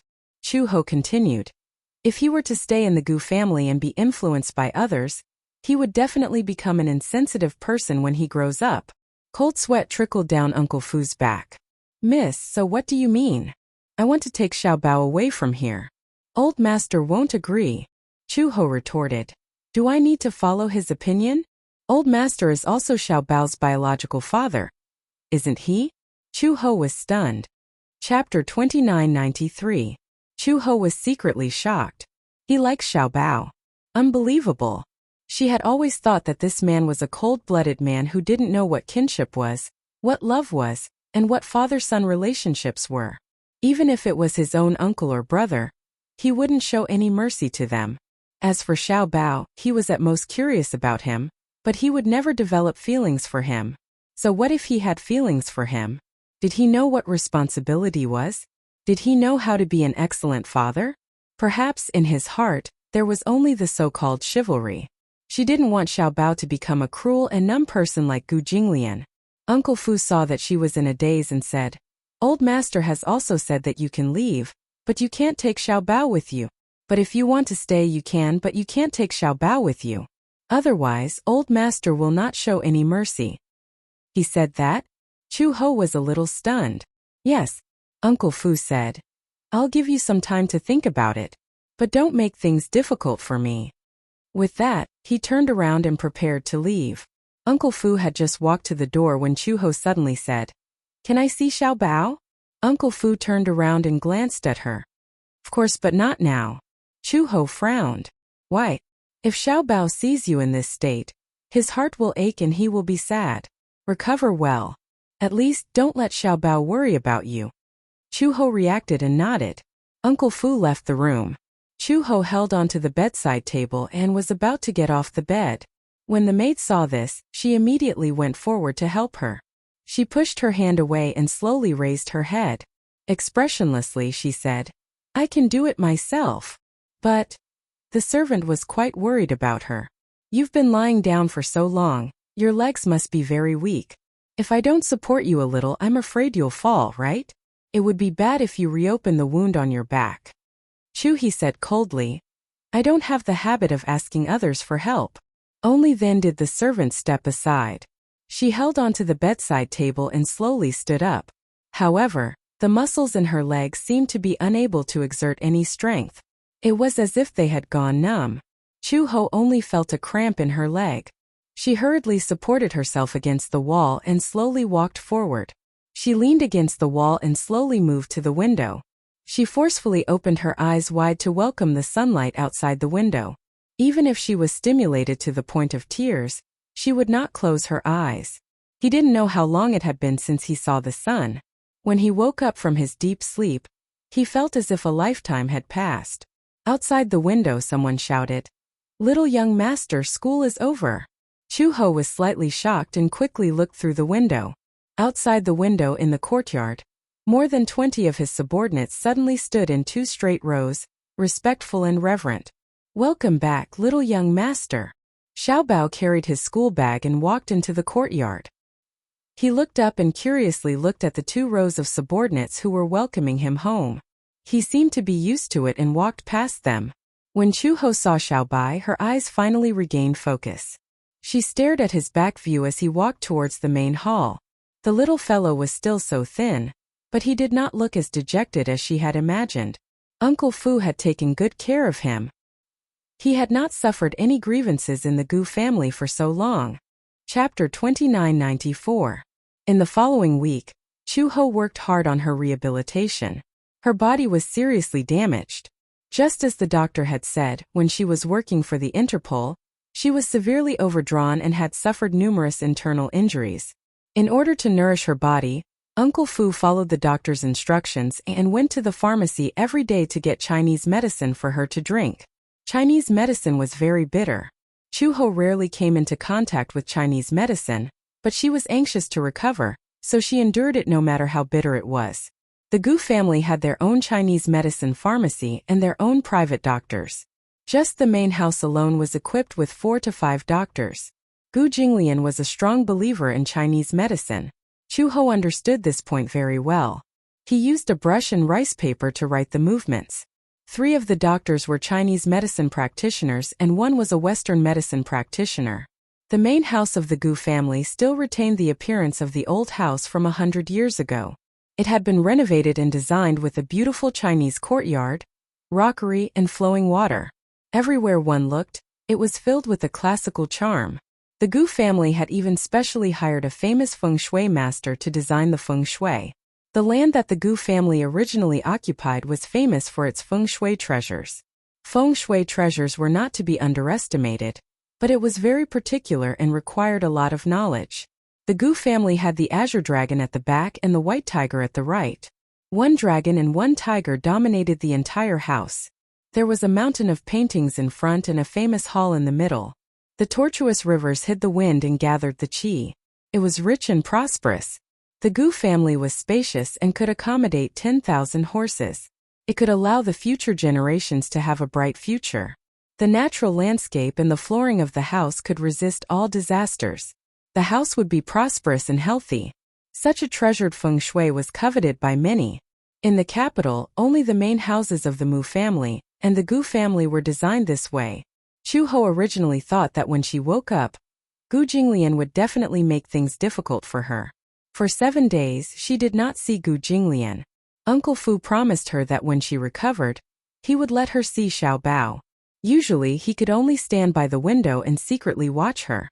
She had no complaints and understood Uncle Fu's good intentions.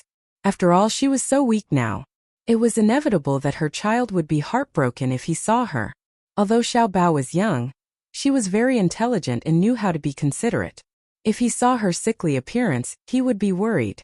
At first, she could only get out of bed and walk around the room, but her willpower was shockingly strong. An ordinary person with such a damaged body would definitely suffer a lot during the rehabilitation period.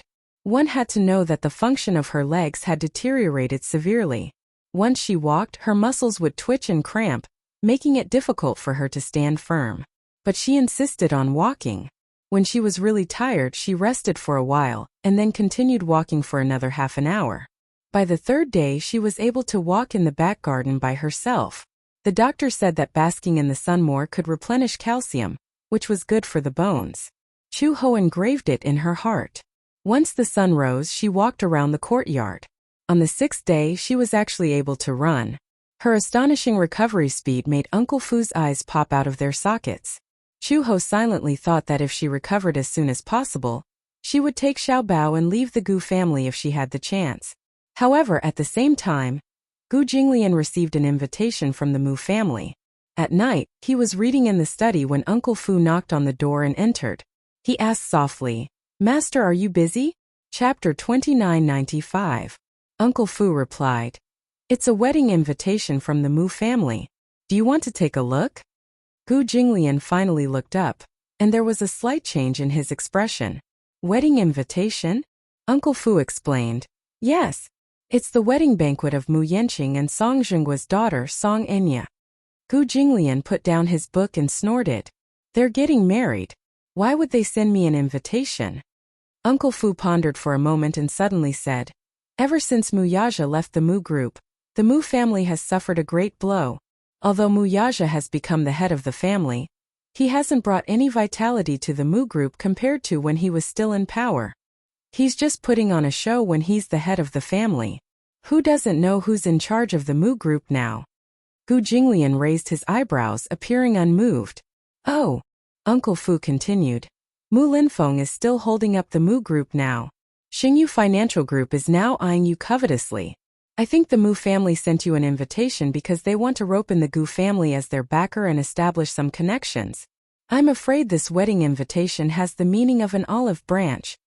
Gu Jinglian said coldly, "You don't have to show it to me." He might not be willing to accompany Mu Linfeng, that old fellow, even if he wanted to get close to him.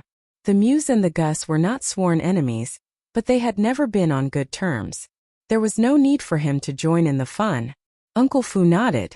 Just as he was about to close the door, Xiao Bao's voice suddenly came from outside. Uncle Fu. He appeared out of nowhere and saw the red booklet in Uncle Fu's hand. He asked curiously, Uncle Fu, what's that in your hand? Uncle Fu smiled and immediately said, This is a wedding invitation. Wow, is someone getting married? Chu Xiaobao immediately became excited. Back in Yen City, one of Chu Ho's colleagues had gotten married. She had also brought back such a wedding invitation and a box of wedding candies. She said that when people got married and had a good relationship with each other, they would send such wedding invitations and candies. If he went to the wedding banquet, he even received a red packet. Chu Xiaobao looked around him and asked curiously, Uncle Fu, don't you have wedding candies? Or did I tell you to hide it? Yes. I'll bring it to you later. Look at your greedy face. Uncle Fu, are you going to the wedding banquet? Then is it convenient for you to wear me? How could Uncle Fu not know what he was thinking? He deliberately teased him. Do you want to go to the wedding banquet with me and then receive red packets? Chu Xiaobao was bashful for a moment. He nodded with a red face and emphasized, In the past, when Mom brought me to a wedding banquet, I always got a red packet. Uncle Fu couldn't help but laugh at once. After all, the child was still immature. He didn't know that if the Gu family wanted to go to the wedding banquet, they would have to send a 7-figure sum. The red packet that he would receive would at most be a 4-figure sum. No matter how he looked at it, it was a losing deal. When Gu Jinglian heard Xiao Bao's voice, he looked up and called out, Qingzi, come in. Xiao Bao didn't realize that Gu Jinglian was calling him. It was Uncle Fu who reminded him. Xiao Bao, he's calling you. Xiao Bao poked his little head in and saw Gu Jinglian looking at him and waving at him. Only then did he realize that Qingzi was calling him. He seemed to have not gotten used to this new name yet. He walked to Gu Jinglian's side. His little hand rested on the table as he looked at him eagerly. Gu Jinglian asked him, Do you want to go? Huh? Chapter 2996. Gu Jinglian raised his eyebrows. You want to go so badly? Not really. He fiddled with his fingers and stammered for a while. Suddenly, he showed a timid expression and said in a voice as soft as a mosquito, Yes. He lowered his head and fiddled with his fingers.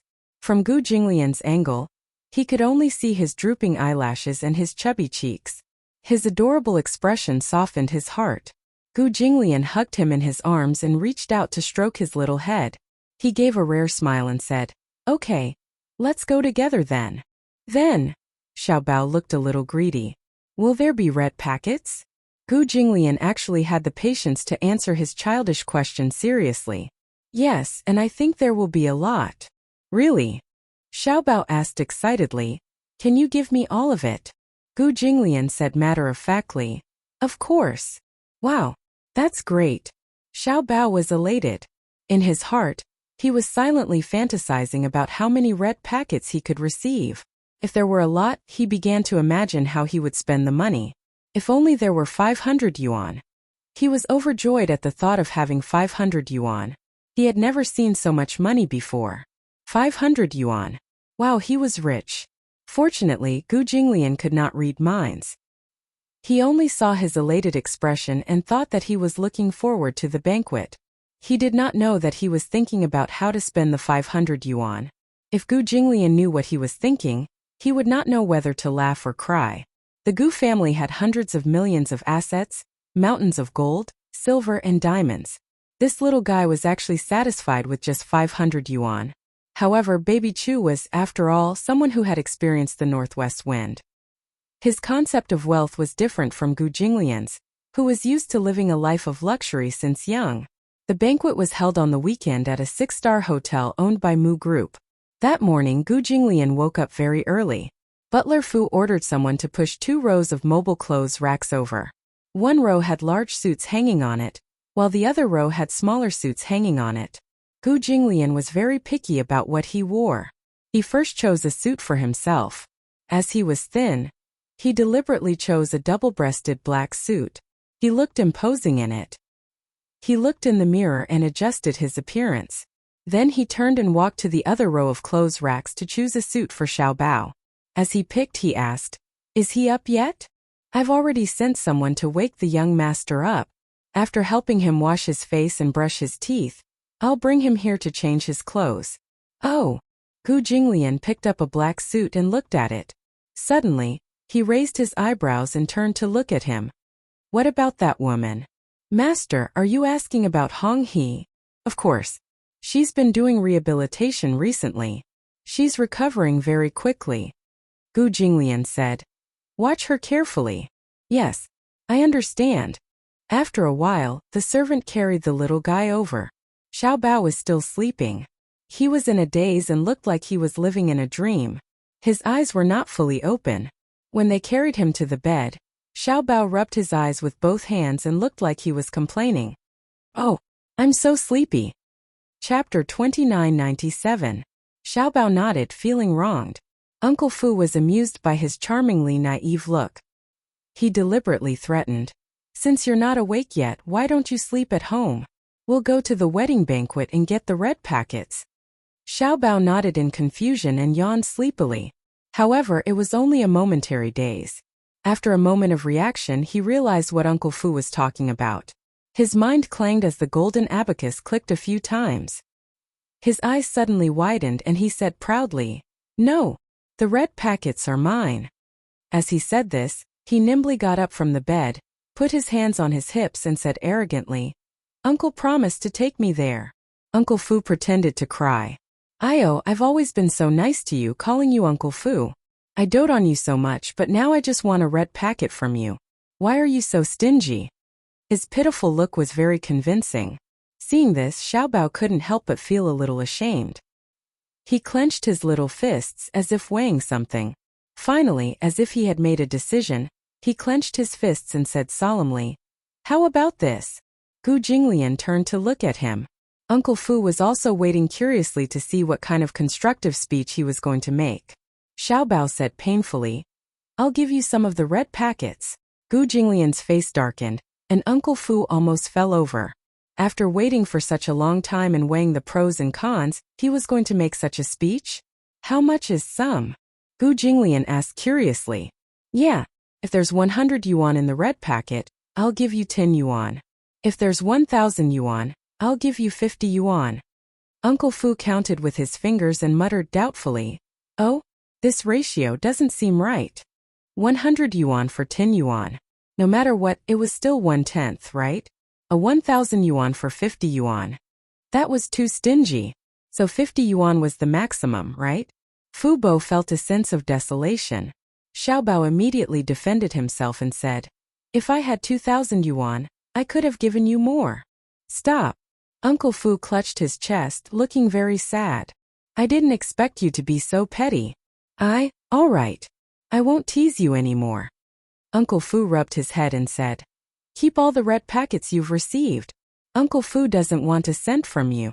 Xiao Bao smiled sweetly when he heard that no one would snatch the red packets from him. After Gu Jinglian picked out the clothes, Uncle Fu immediately helped Xiao Bao change into a small suit. Gu Jinglian walked in front of the little guy and examined him. He felt that there was something missing. Tie. The tie was too mature. Uncle Fu immediately suggested, "Let's use a bow tie." He immediately found a new black bow tie and tied it for Xiao Bao. "Does it look good?" Gu Jinglian took another look. Xiao Bao was pinching the corner of his shirt uneasily and smiling slightly. His eyes were clear, his lips were red, and his teeth were white. He was wearing a white shirt with a small black suit and a pair of black gentleman's pants. He was extremely handsome. A certain picky man finally nodded in satisfaction. This guy had inherited his facial features. His looks were definitely outstanding. If he dressed up well, he would be a handsome little gentleman when he went out. When he grew up, he would definitely be a handsome young man. Gu Jinglian was very satisfied with his genes. Chapter 2998. When they got into the car, Gu Jinglian carried him to the child seat. The little guy was very curious about this thing. He poked it with his finger and asked curiously, This thing is installed in this car too?" This safety seat was installed at Uncle Fu's request by Gu Jinglian. The black Bentley Continental was Gu Jinglian's personal car. However, he heard from Uncle Fu that if Xiao Bao was sitting in the car, it would be best to install a safety seat for the child's safety. Gu Jinglian did not agree at the time. He only snorted coldly, as if he did not agree. However, Uncle Fu carefully discovered that Gu Jinglian had someone install it the next day. He shook his head and sighed. This old master had a sharp tongue but a soft heart. Although he seemed to dislike Xiao Bao and was cold on the surface, in reality he still cared about him. Gu Jinglian coldly poked his face and said, "Sit properly." As proud as he was, he would not say that he had specially installed it for Xiao Bao's safety. Xiao Bao sat down obediently and did not say anything. Gu Jinglian fastened the seatbelt for him.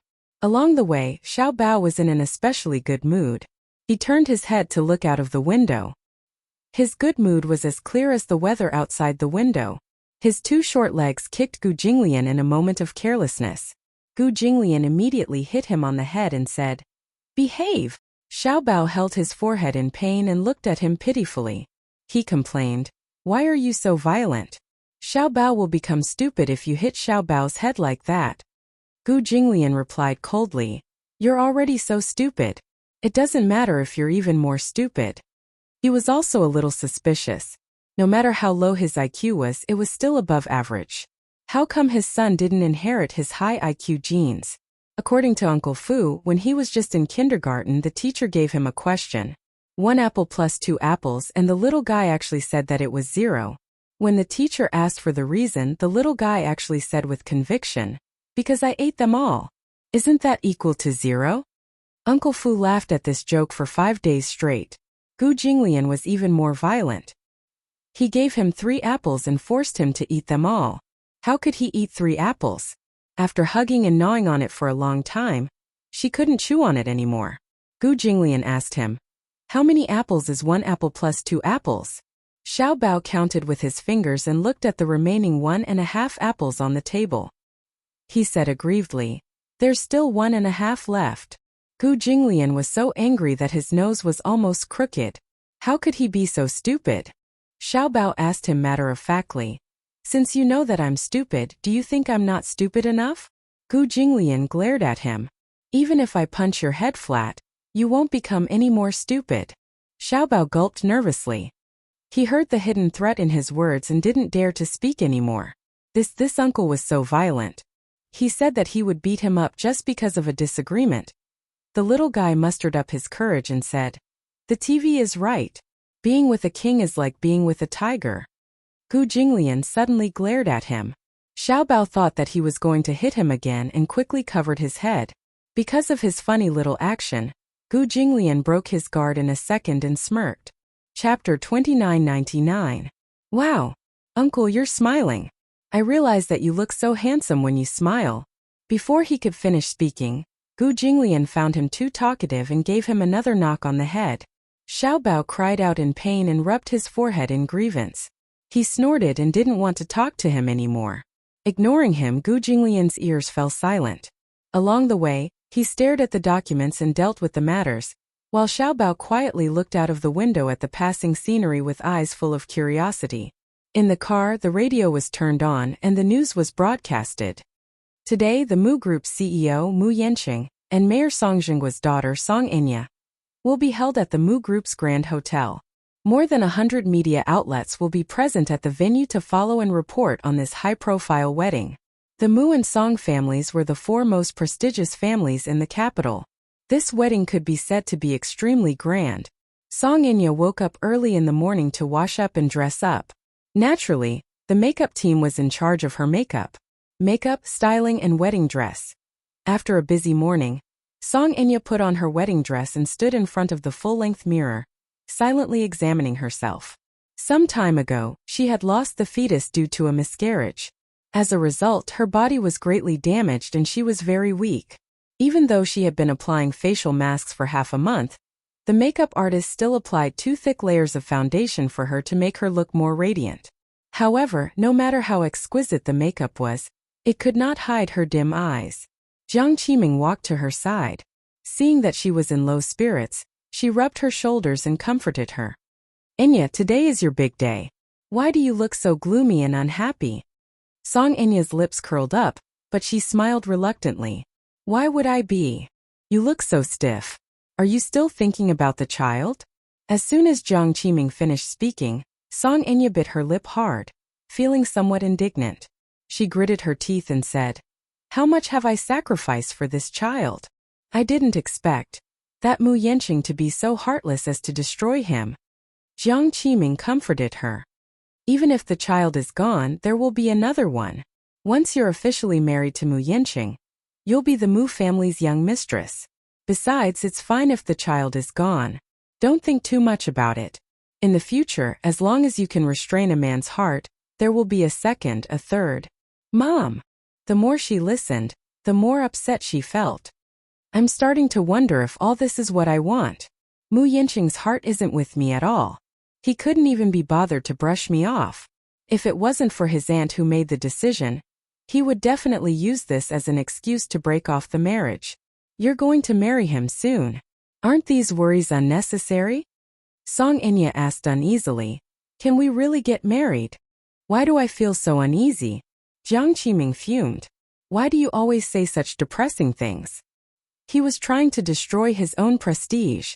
This marriage must happen. Otherwise, all the hard work you've put in all this time will go down the drain.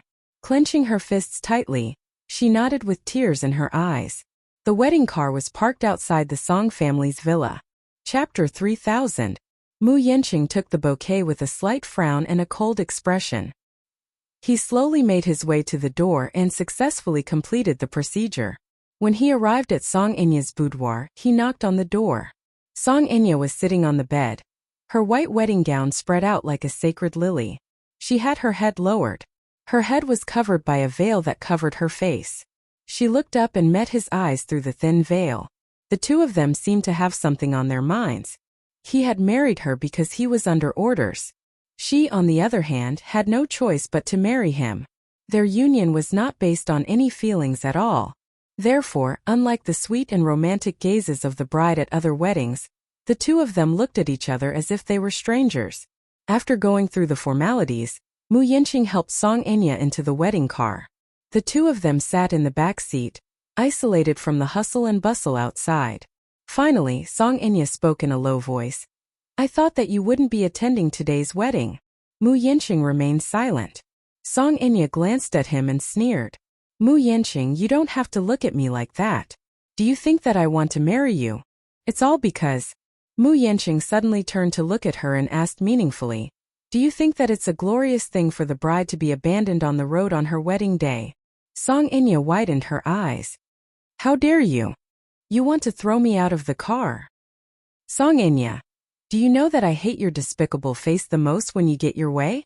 I'm afraid of dirtying my hands if I throw you out of the car." Hearing his humiliation, Song Enya flew into a rage out of humiliation. She sneered and said, "Don't touch me after we get married if you dare." "Fine," Mu Yanqing said contemptuously. "When I think of my wife having a test tube baby for another man, I feel as disgusted as swallowing 1,000 flies." Song Enya retorted, "What about you? Do you think you're any better? Mu Yanqing, you come from a noble family, but you're still guarding a high-class prostitute like she's a piece of precious jade." "A prostitute?" Mu Yanqing's gaze was dangerous. "Why am I wrong? Isn't Ming Qingxue the same?" Song Enya said in disgust. "The entertainment industry is a big dye vat. Everyone says that those who come from the entertainment industry are very scheming and are high-class prostitutes. I think Meng Qingxue lives up to her reputation. What kind of tricks did she use to make you run around in circles? What's the difference between you and Mu Yaja? They were all blinded by that B*T. But no matter what, your second brother is capable and capable. Even if he leaves the Mu group, he can still have his own world. What about you? You're just a pitiful puppet." "Shut up." Song Enya, on the other hand, was in a fit of anger. How could she keep her mouth shut? She became even more insolent. "Mu Yanqing, you're a good-for-nothing. You still want to compete with Mu Yaja. Even if you spend your entire life, you won't be able to compare to a single finger of his." Furious, the man reached out and grabbed her by the throat. "Song Enya, don't think that I won't dare to do anything to you." Song Enya did not think much of it. She glared at him and said impudently, "Do it. Do it if you dare. I'm your wife. Strangle me if you dare. Let the world see how vicious and merciless you are." You. Chapter 3001. Mu Yanqing pushed her away abruptly and clenched his trembling fists. Suddenly he chuckled and said, "What about you? Aren't you a self-proclaimed socialite? For the sake of the man you love, you're so cheap that you don't hesitate to use your child to tie him up. You actually thought of using such a despicable method like IVF to conceive his child by hook or by crook. In the end, Mu Yaja doesn't care about your sincerity at all. You say that Yun Shirshir is lowly, but you can't even compare to a strand of her hair. In your eyes, Yun Shirshir is as lowly as mud, but in his eyes she's a precious treasure. What about you? You're as lowly as dust, but you can't exchange it for a glance from him." Mu Yanqing. Song Enya's gaze was piercing. "Stop talking. Why? Did I hurt you?"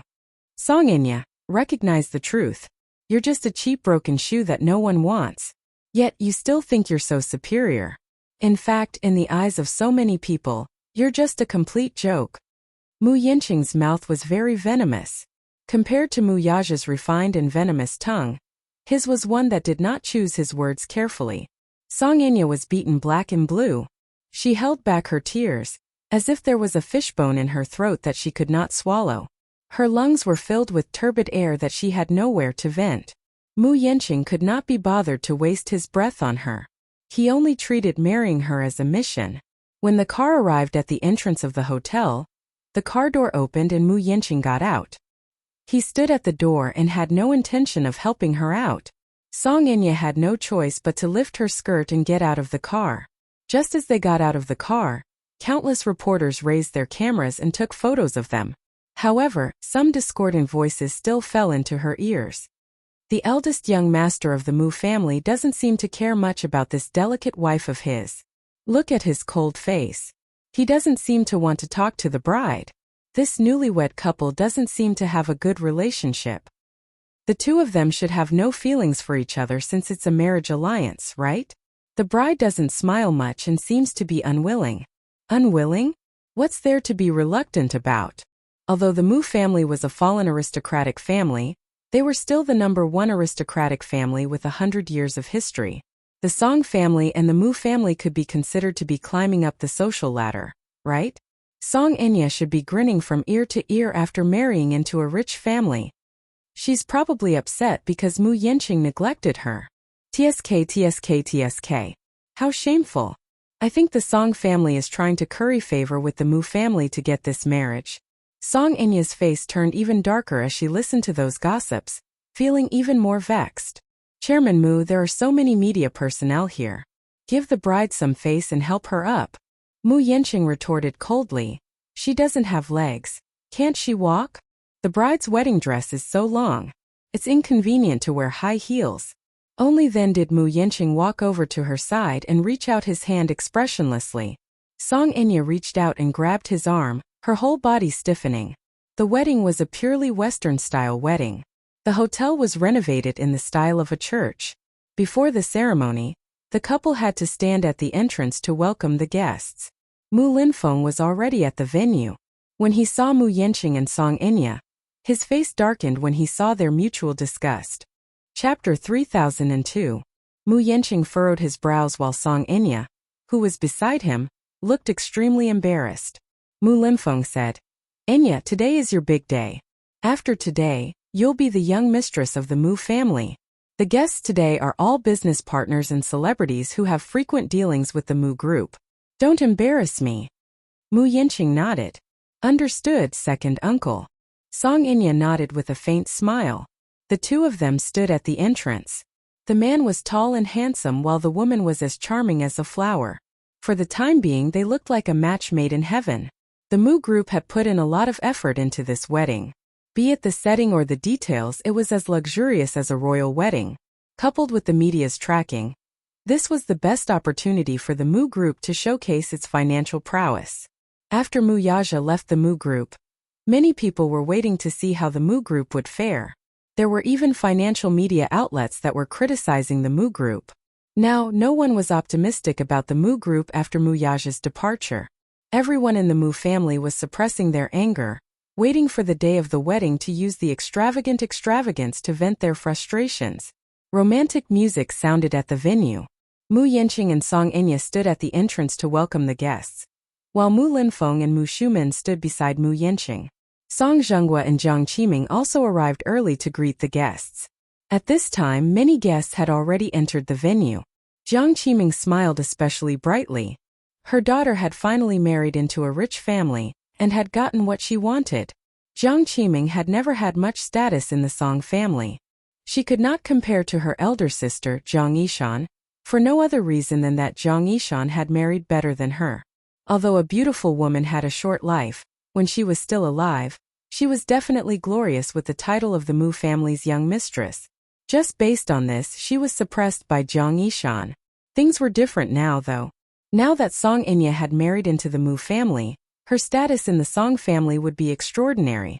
Therefore, she was smiling from ear to ear and was extremely pleased with herself. Many rich ladies who usually competed with her entered the venue and held her hand to exchange greetings. Qiming, your daughter is getting prettier by the day. The Mu family is a big family. Now that Enya has married into the Mu family, you'll be able to enjoy life in the future. Jiang Qiming did not like what she heard at all. What did he mean by "I can enjoy life"? Were they here to make fun of her? In the circle of noble women, there was always a strong tendency to compete. Jiang Qiming was no exception. Now that she could hold her head high, she naturally couldn't be bothered to bicker with these gossips. Song Enya had no choice but to force a smile on her face. Facing each guest, Mu Yanqing merely curled his lips into a faint smile. However, to outsiders, such behavior was more like the reserved, steady, and elegant behavior of a rich young master from a prestigious family. A subordinate walked up to Mu Linfeng and whispered, "Chairman Mu, the 5 safes used to store the gifts have been moved over." Because the guests at the wedding were either rich or respectable, the gifts were naturally very generous. The gifts were at least 100,000 yuan. For example, Gu Jinglian prepared a 1,000,000 yuan gift for the wedding. An ordinary bag would not be able to hold so many gifts. Therefore, 5 safety deposit boxes were needed. Mu Linfeng nodded and waved his hand. "Okay. Understood. You may leave." Chapter 3003. Gu Jinglian held Xiaobao's hand as they got out of the car. The little guy raised his head and his eyes widened the moment he saw the magnificent reception entrance. "Oh my God! It's so beautiful!" Gu Jinglian held his little hand and tugged at his tie slightly. He was not used to such an occasion. Unless he had a close relationship with the Gu family, he would rarely attend an appointment. He knew very well that the Mu Group had sent him an invitation because the Xingyu Financial Group had been aggressively attacking them and making enemies everywhere. Naturally, the Mu Group was eager to rope in an ally. Gu Jinglian was the most ambitious target of the Mu Group. The Gu family was powerful. If they joined forces to deal with the Xingyu Financial Group, they would definitely have a chance of winning. No matter how powerful Mu Yaja was, he would not be able to withstand the combined forces of the Gus and the Mus. When the time came, Mu Yaja would be besieged on all sides, and Mu Linfeng would be most happy to see that happen. Therefore, Gu Jinglian saw through Mu Linfeng's ambition from the beginning and remained indifferent. However, Xiaobao looked interested, so Gu Jinglian went to the appointment. Xiaobao was full of novelty. The wedding scene in front of him was very different from what he had imagined. His impression of weddings was still the wedding of the daughter of the deputy chief of the police station in Yanqing County. However, Mu Yanqing and Song Enya's wedding was decorated like a palatial wedding. It was grand and magnificent. He had only seen such a luxurious scene in movies. Xiaobao said, "Oh my God! The bride and groom must be super rich." Gu Jinglian snorted disdainfully. In the past, the Mu family had Mu Yaja, so he did not make any comments. However, the current Mu Group was just an empty shell of a wealthy family. He had seen the down-and-out aristocrats in England. Even if they were no longer rich, they still had to pay attention to appearances and ostentation. The current Mu Group had a debt of billions. That old man, Mu Linfeng, was headstrong and self-opinionated. He was no longer in his glory. This wedding was more like a trade fair. Gu Jinglian held Xiaobao's hand and walked to the door. The reporters immediately noticed him. Gu Jinglian stood in the crowd. He was 189 meters tall and had an intimidating aura. He was dressed in a suit and wore a pair of sunglasses. His ink-black hair made his eyebrows look even sharper. All of a sudden, the media surged towards him excitedly. This was a rare occasion for Gu Jinglian to appear in public. In the past, he had always deliberately avoided the media and the public. Everyone in the capital knew about the rumors about the Gu family. They all knew that the head of the Gu family was a young, handsome and ruthless man, but no one knew his true colors. Therefore, when Gu Jinglian appeared in front of everyone, the media was in an uproar. The crowd surrounded them like a tide. When Xiaobao saw this scene, he was really shocked. He thought that something had happened and instinctively hugged Gu Jinglian's thigh and the corner of his shirt. Gu Jinglian lowered his head to look at him, only to see him clinging to his side helplessly and hugging his thigh like a frightened little animal. An inexplicable feeling welled up in his heart. This feeling was too unfamiliar and difficult to describe with words.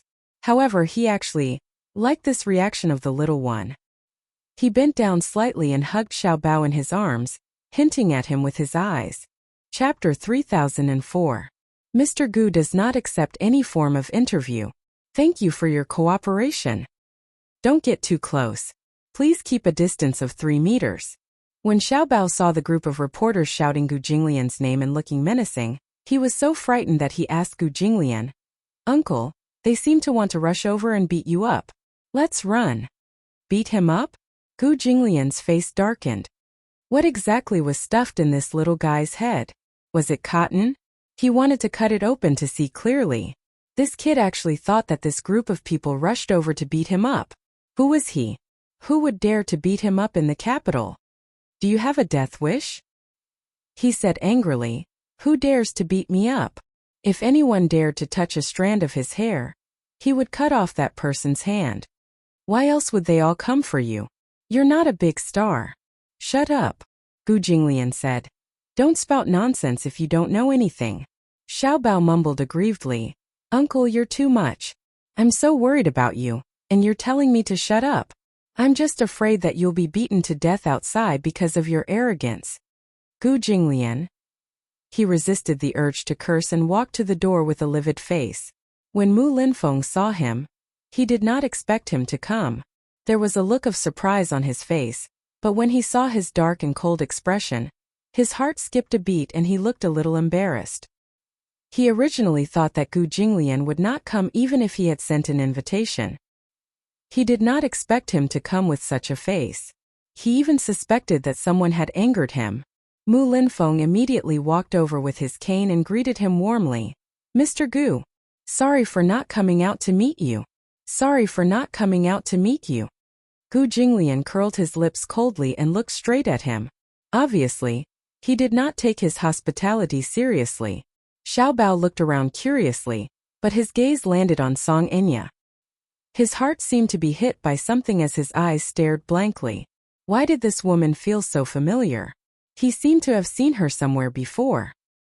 He could not remember for a moment, but at first glance she gave him a very disgusting feeling. Song Enya sensed a gaze on her. She followed the gaze and met Gu Cheng's eyes. In an instant, her face turned pale with fright. Why is it him? Her memory wasn't bad. She recognized at a glance that this child was the child she had left in the warehouse that day. Seeing the child in a man's arms, she looked at the man curiously. Even though he was wearing sunglasses, she recognized him as the head of the Gu family, Gu Jinglian. It was rumored that he had ascended to the throne at a young age, and had been in power for many years. The Gu clan was under his command, and they were insufferably arrogant. It was said that at that time, Gu Jinglian was the only person who could stand shoulder to shoulder with Mu Yaja. Then what was the identity of the child in his arms? Could it be Gu Jinglian's son? But she had never heard of Gu Jinglian having a wife, let alone a son. The only thing she was sure of was that this child must have a close relationship with him. Otherwise, why would he lower himself to carry him in his arms? Seeing the child looking at her curiously, Song Enya lowered her head guiltily and subconsciously avoided his gaze. Xiaobao became even more curious and stared at her suspiciously. His mind was in turmoil as he searched for memories of this face. Chapter 3005. Xiaobao lay on his shoulder and continued to look in Song Enya's direction. Seeing that he was restless, Gu Jinglian slapped his butt. What are you looking at? That bride looks so familiar. I think I've seen her somewhere before. Gu Jinglian ignored him. Seeing Gu Jinglian carry the child away, Song Inya could not help but rejoice. It was said that this child had a bad memory. He had probably forgotten about her and what happened that day. After all, how old could a child remember anything? She was just scaring herself. Song Inya comforted herself. After all, when she found out that she had kidnapped the wrong person, she did not do anything to the child. She did not scold him or hit him. She only left him where he was. Wasn't this little brat fine now? She was still wondering how this child managed to escape from that barren area. She was only worried that this child would not recognize her. However, on second thought, so what if the truth was exposed? After today, she would be the young mistress of the Mu family. In addition, she was the mayor's daughter. No matter how powerful the Gu family was, could they still stir up trouble at the wedding? At the very least, they should give some face to the Mu and Song families and not pursue this matter. Moreover, at that time, she did not know that this child had anything to do with Gu Jinglian. Besides, children were very innocent. They would be over with a little coaxing. Hence, Song Inya did not take this matter to heart. The wedding officially began. 2 flower girls walked into the venue. One of the boys walked in front with a ring pillow in his hand, while the other little girl obediently held Song Inya's skirt. Song Inya held Mu Yanqing's hand and walked to the center of the stage. Then they stood facing each other. Baby Chu looked around curiously. Under the light, Song Inya's side profile came into view. His mind raced as he suddenly recalled something. Scenes flashed through his mind like a merry-go-round, and his face instantly turned gloomy. It's her. It's that woman from that day. In the center of the stage, Mu Yanqing looked at Song Inya's exquisitely made-up face. It was charming and moving, but Meng Qingshua's face suddenly flashed across his mind. Yanqing, you've always been my whole world. What about me? How much weight do I have in your heart? Yanqing, don't marry her, okay? Mu Yanqing, are you willing to have Miss Song Inya as your wife and enter into a marriage contract with her? In sickness and in health, for richer and for poorer, you will take care of her, love her, respect her, and be faithful to her until the end of your days? Mu Yanqing opened his mouth as he struggled internally. The words I do seemed to be stuck in his throat, and he did not reply for a long time. His mind was filled with Meng Qingshua's face, and his thoughts were in a mess. Song Inya could not help feeling nervous when he did not respond for a long time. Yanqing. At the side, Mu Shumin urged him anxiously. He was worried that he would cause trouble. Mu Yanqing came back to his senses abruptly. As if he had made up his mind, he said in a deep voice, "All right. I'm not willing." It's her. It's her. At the same time, the childish and angry voice of a child came from the guest area. She's that bad woman. Everyone raised their eyebrows. Chapter 3006. Gu Jinglian's face darkened slightly. Don't mess around. Xiao Bao did not care that all the guests present were looking at them curiously. Instead, he pointed at Song Inya angrily and said, "Uncle, do you remember what happened that night?" Gu Jinglian's eyes flickered slightly. Of course he remembered. That night, he had a business deal in the suburbs and parted on bad terms. Before he left, he opened the car door and found the child curled up in the back seat. He was covered in dirt from head to toe and was carrying a small stray dog in his arms. However, in his eyes, such a disheveled child looked more like a stray dog. He did not hear the child talk about the cause of the incident himself, but Xiao Bao had told Uncle Fu before. Uncle Fu told him that the child was kidnapped to the capital by 2 strange men because even Xiao Bao himself did not know what was going on. He only knew that he was tied up in a warehouse, and then a woman he had never seen before walked into the warehouse. He did not know what she said to the 2 men, but after that, she left him alone in the warehouse, regardless of whether he was dead or alive. Xiao Bao only said that he heard the woman say that she had kidnapped the wrong person. Although he did not deliberately make things difficult for Uncle Fu, he felt indignant when he heard it. In such a desolate place where there were few people, Xiao Bao was lucky to be able to come out unscathed. Think about it. If not for the coincidence that the chair had been soaked in the rain for many years and had corroded and dried up, what would have happened if he had not been smart enough to break free from the ropes and escape from the warehouse? There was nothing to eat or drink and there was no rice or water. He was afraid that he would starve to death there. No one passed by that day and no one lived there. He did not have a phone on him and could not communicate with the outside world. There was no way for him to expect anyone to come to his rescue. But so what if he broke free? From there to where there were people it was a full 10-kilometer drive. Even if it was a car it would take an hour. However, a car was a car. For a child, a 10-kilometer drive was a straight path to death. Not to mention a 10-kilometer drive, he would not even be able to walk to the end of it. However, Xiaobao was too young. He only remembered the woman's characteristics, but did not know her name or her identity. It was difficult to portray the woman's image with only a few adjectives.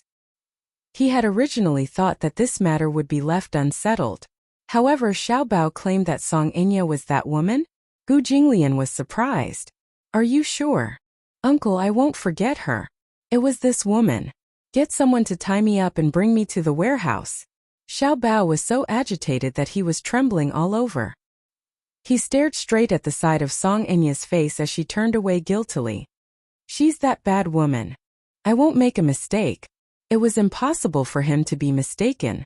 If it wasn't for her, I guess I would have been left in such a desolate place. You don't know, if I hadn't met Uncle, I would have starved to death there. At the mention of grievances, Xiaobao's eyes turned red. His nose sniffled as if he was about to cry. Like an angered little beast, he stretched out his tender claws and teeth, itching to pounce on her. Gu Jinglian's eyes darkened slightly as his expression changed. Song Enya was the woman who kidnapped his son? Good, very good. Interesting. Gu Jinglian suddenly stood up, raised his leg, and kicked the table in front of him where the champagne tower was placed. Chapter 3007. The wine glasses stacked on top of each other fell to the ground and smashed into pieces. The floor was instantly in a mess. The sudden loud noise startled everyone present. They stood up one after another and looked in Gu Jinglian's direction in horror. They looked at the wreckage at his feet in fear and confusion. Song Enya was stunned by Gu Jinglian's shocking action. Mu Linfeng and Mu Shumen also stood up at once. At the side, Song Zhenghua and Jiang Qiming heard the noise and looked in Gu Jinglian's direction. Their gazes fell on the champagne tower that he had kicked over. Only then did they understand where the huge commotion came from. Mu Linfeng hurriedly walked over with his cane and asked politely, Master Gu, what's the matter? What happened? Gu Jinglian did not look at him. Instead, he looked at Song Enya and said coldly, Song Enya, you owe me an explanation. Song Enya was inexplicably flustered. She lowered her head guiltily and did not dare to make a sound. This child actually recognized her. How would she dare to make a sound when Gu Jinglian questioned her like this? Offending the Gu family was scarier than offending anyone else. Everyone knew Gu Jinglian's identity and the status of the Gu family in the capital. The current Gu family was no longer what it used to be. It was even more so that the Muse could not afford to offend them. If Gu Jinglian wanted to make things difficult for her, to put it bluntly, even the Muse would not be able to protect her. Song Enya trembled in fear. Not going to speak? Gu Jinglian's tone became increasingly displeased. I'll give you 3 seconds. I don't have much patience. 1. 2. Mu Yanqing was initially stunned. He did not know what had happened. Why did Gu Jinglian seem to want to cause trouble for no reason? The Muse and the Gus did not have any deep hatred for each other, so why did he want to cause trouble at the wedding? When he heard him mention Song Enya, he tugged at her arm and asked angrily, Have you offended Gu Jinglian? I don't know. Her mind was a jumbled mess and she trembled with fear. Gu Jinglian hated it the most when he asked questions. He did not say a word. His patience was exhausted and he shouted coldly, Speak! Mu Linfeng immediately held his arm and tried to persuade him. Master Gu, don't be angry. Let's talk this out. Scram! Gu Jinglian pushed him away roughly. Mu Linfeng was caught off guard and fell to the ground. Frightened, Mu Shumen hurriedly went forward to help him up, only to see Mu Linfeng's embarrassed and livid face. Mu Yanqing bellowed, Gu Jinglian, this is the Mu family's territory. You have no right to behave atrociously here. Oh, it's not my turn to behave atrociously? Gu Jinglian sneered. Do you think Mu Corporation is still the glorious Mu Corporation of the past? Stop putting on airs in front of me. Even if the person standing here today was Muyaja, I might not give him face. Oh my God. Shocking news. At Mu Yanqing's wedding, there was a dispute between the Gus and the Muse. At the side, a few media reporters swiftly recorded the scene with their cameras. Gu Jinglian glanced at the media from the corner of his eyes, and sensed that someone was secretly taking pictures. His gaze was dangerous. The bodyguard standing beside Gu Jinglian also noticed the flashing lights. They immediately walked to the media and shouted, "Who was secretly taking pictures just now?" No one dared to respond. The bodyguard snorted and went forward to take away the cameras in the hands of the reporters one by one. Then they smashed them all on the ground. The media instantly let out a few exclamations. Chapter 3008. Ah, my camera? The bodyguard swept his gaze across the crowd, and the crowd fell silent. No one dared to speak. You're not going to speak, are you? Gu Jinglian saw Song Inya curled up in a corner of the stage. He nodded and said coldly, I'm not going to get married. As soon as he finished speaking, the crowd whispered nervously. They did not know what Gu Jinglian was going to do. He said to the bodyguard standing at the side, Clear the venue. The bodyguards immediately moved out and chased the media reporters out of the door. Then more than 10 bodyguards rushed in from outside. They were all Gu Jinglian's personal subordinates. They rushed into the hall and walked up to Gu Jinglian. Master Gu, what are your orders? Gu Jinglian said coldly. Smash it. The bodyguards immediately nodded. Then they immediately spread out in the hall and kicked all the tables and chairs over. The interior of the auditorium was decorated magnificently, with many flower racks and romantic circular arches. However, Gu Jinglian's bodyguards did not show any mercy and smashed everything. The guests were frightened and left their seats to rush to the entrance. The crowd was like a tide as they exited the arena. Many guests were so scared that they did not dare to move. They curled up in a corner and trembled. No one had ever seen such a scene. The Mu family was a big family with a big business, yet someone dared to cause trouble here. However, knowing Gu Jinglian's way of dealing with people, they were not surprised. Thinking that the Mu family would definitely not end well for offending the Gu family, they only thought of how to escape unscathed and protect themselves. When Xiaobao saw this scene, he was so scared that he shrank behind Gu Jinglian, not daring to breathe. When Mu Linfeng saw this, he struggled to stand up with the help of Mu Shumin. He looked at Gu Jinglian and said bitterly, Master Gu, what do you mean by this? Let's talk nicely. Today is Yanqing's wedding. Why are you so angry and want to cause trouble for the Mu family? Gu Jinglian glared at him. Shut up. If you say any more, I'll smash you together with Disheng. Not long after, the originally magnificent wedding hall was reduced to a mess. Song Inya stared blankly at this ghastly scene, her heart in her throat. It was said that the Mu family had spent 300 million yuan on this wedding. Every piece of decoration in the venue was expensive. Just the flower arch alone was worth 200,000 yuan. The crystal goblet from the champagne tower was worth more than 100,000 yuan. Not to mention, the guests present were either rich or respectable. Some of them were even the leaders of the political world. Even the prime minister of other countries was present. Now that the wedding has been ruined like this, the Mu and Song families will only become laughingstocks. Jiang Qiming was scared out of her wits by Gu Jinglian's subordinates. Each of them glared at her covetously. Tall and mighty, they walked over with a swift and fierce aura. With a casual lift of their hands, the stage was overturned. She fell to the ground in fright and was immediately helped up by Song Zhenghua. Shameful, utterly shameful. Song Zhenghua strode in front of Song Inya and questioned angrily, What did you do to offend Gu Jinglian? Say something. I really don't know anything. A few minutes later, everything in the venue was smashed into smithereens. More than 10 bodyguards returned to Gu Jinglian's side and waited for his orders. Bring that woman here. Gu Jinglian ordered again. Yes. Chapter 3009. The 2 bodyguards immediately walked up to Song Inya and grabbed her by the collar of her wedding gown. How would she dare to let them bring her to Gu Jinglian? She struggled with all her might. Jiang Qiming and Song Zhenghua naturally would not sit back and do nothing. They stepped forward to help as well. Unfortunately, not to mention one Song Zhenghua, even 10 Song Zhengguos would not be able to compete with these two strong bodyguards. In the midst of their struggle, a rip was heard. Song Enya's strapless mermaid wedding gown was torn apart by the bodyguards. With a whoosh, the wedding gown slid down her chest, exposing her naked body to everyone's eyes. The crowd was in an uproar. Song Enya was so frightened that she let out a hysterical scream. She covered her chest in shame, but no matter how hard she tried to cover it, the beautiful sight of her invisible bra could not be hidden and was exposed to everyone's eyes. The wedding gown was a one-piece, and when it slid to the ground, even her leggings were exposed. Song Enya's face was burning hot. She felt as if the world had turned upside down and the sky had turned dark. Jiang Qiming was already scared out of her wits, and Song Zhenghua was even more flabbergasted. However, the two bodyguards still did not show any mercy. With the wedding gown torn, they each grabbed one of her arms and dragged her. Song Enya struggled and screamed, refusing to go with them no matter what. One of the bodyguards gave her a hard kick. It was Gu Jinglian's order to bring her over. She had no right to say no. They were just following orders.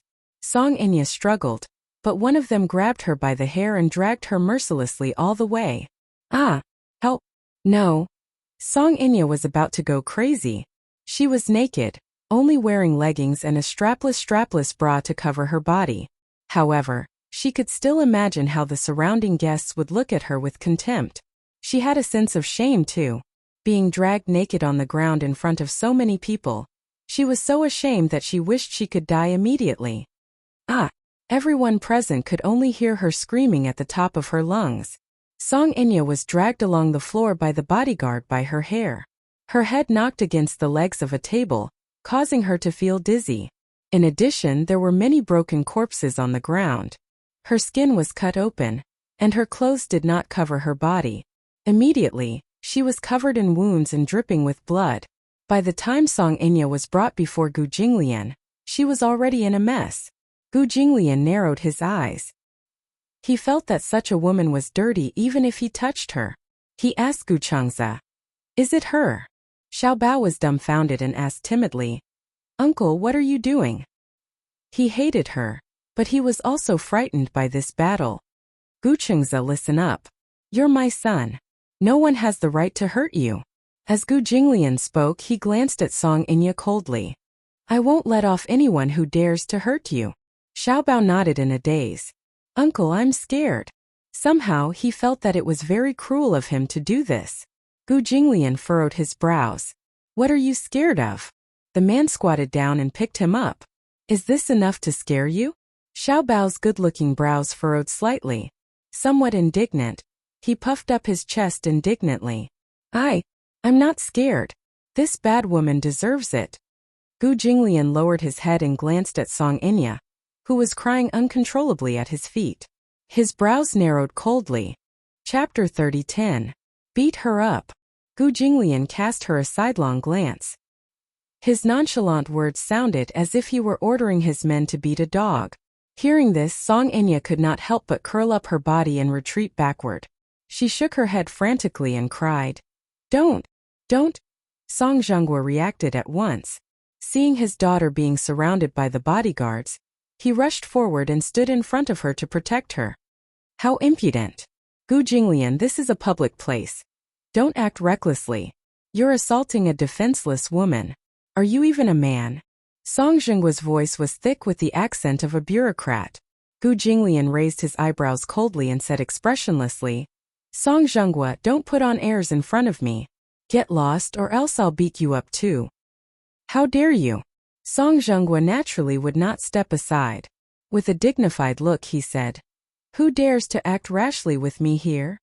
His words could be said to be awe-inspiring and righteous, but he had misjudged something. It was useless to put on airs in front of Gu Jinglian. Who was Gu Jinglian? Who would threaten such an insufferably arrogant man? Gu Jinglian sneered and could not be bothered to waste his breath on him. He ordered, Beat him up together. As soon as he finished speaking, a few bodyguards immediately surrounded Song Zhenghua, grabbed him by the collar, and raised their hands to give him a hard punch. Song Zhenghua was completely stunned by this punch. The huge impact caused his whole brain to vibrate and buzz. Song Enya shrieked in fright, but in the next second, a slap came down on her face, causing her face to sway to the side. Bang! Bang! 4 to 5 bodyguards surrounded the father and daughter pair, and greeted them with punch after punch. Jiang Qiming let out a heart-wrenching scream at the sight of such a ghastly scene. She had never imagined that things would turn out like this. She scrambled over to Gu Jinglian and knelt in front of him with a plop. Grabbing the hem of his trousers tightly, she begged, "Master Gu, let's talk things over. Stop hitting him. Stop fighting." Gu Jinglian kicked her away and said coldly, "Get lost." One had to know that as a member of the Gu family, he had received martial arts training since he was young. With this kick, Jiang Qiming rolled to the side like a rubber ball until she hit the wall and fell limply to the ground. The pain was so excruciating that her internal organs were about to be turned upside down. "Mom! Save me, save me!" Song Enya's cries were still ringing in his ears. Jiang Qiming refused to give up and crawled back to Gu Jinglian's side.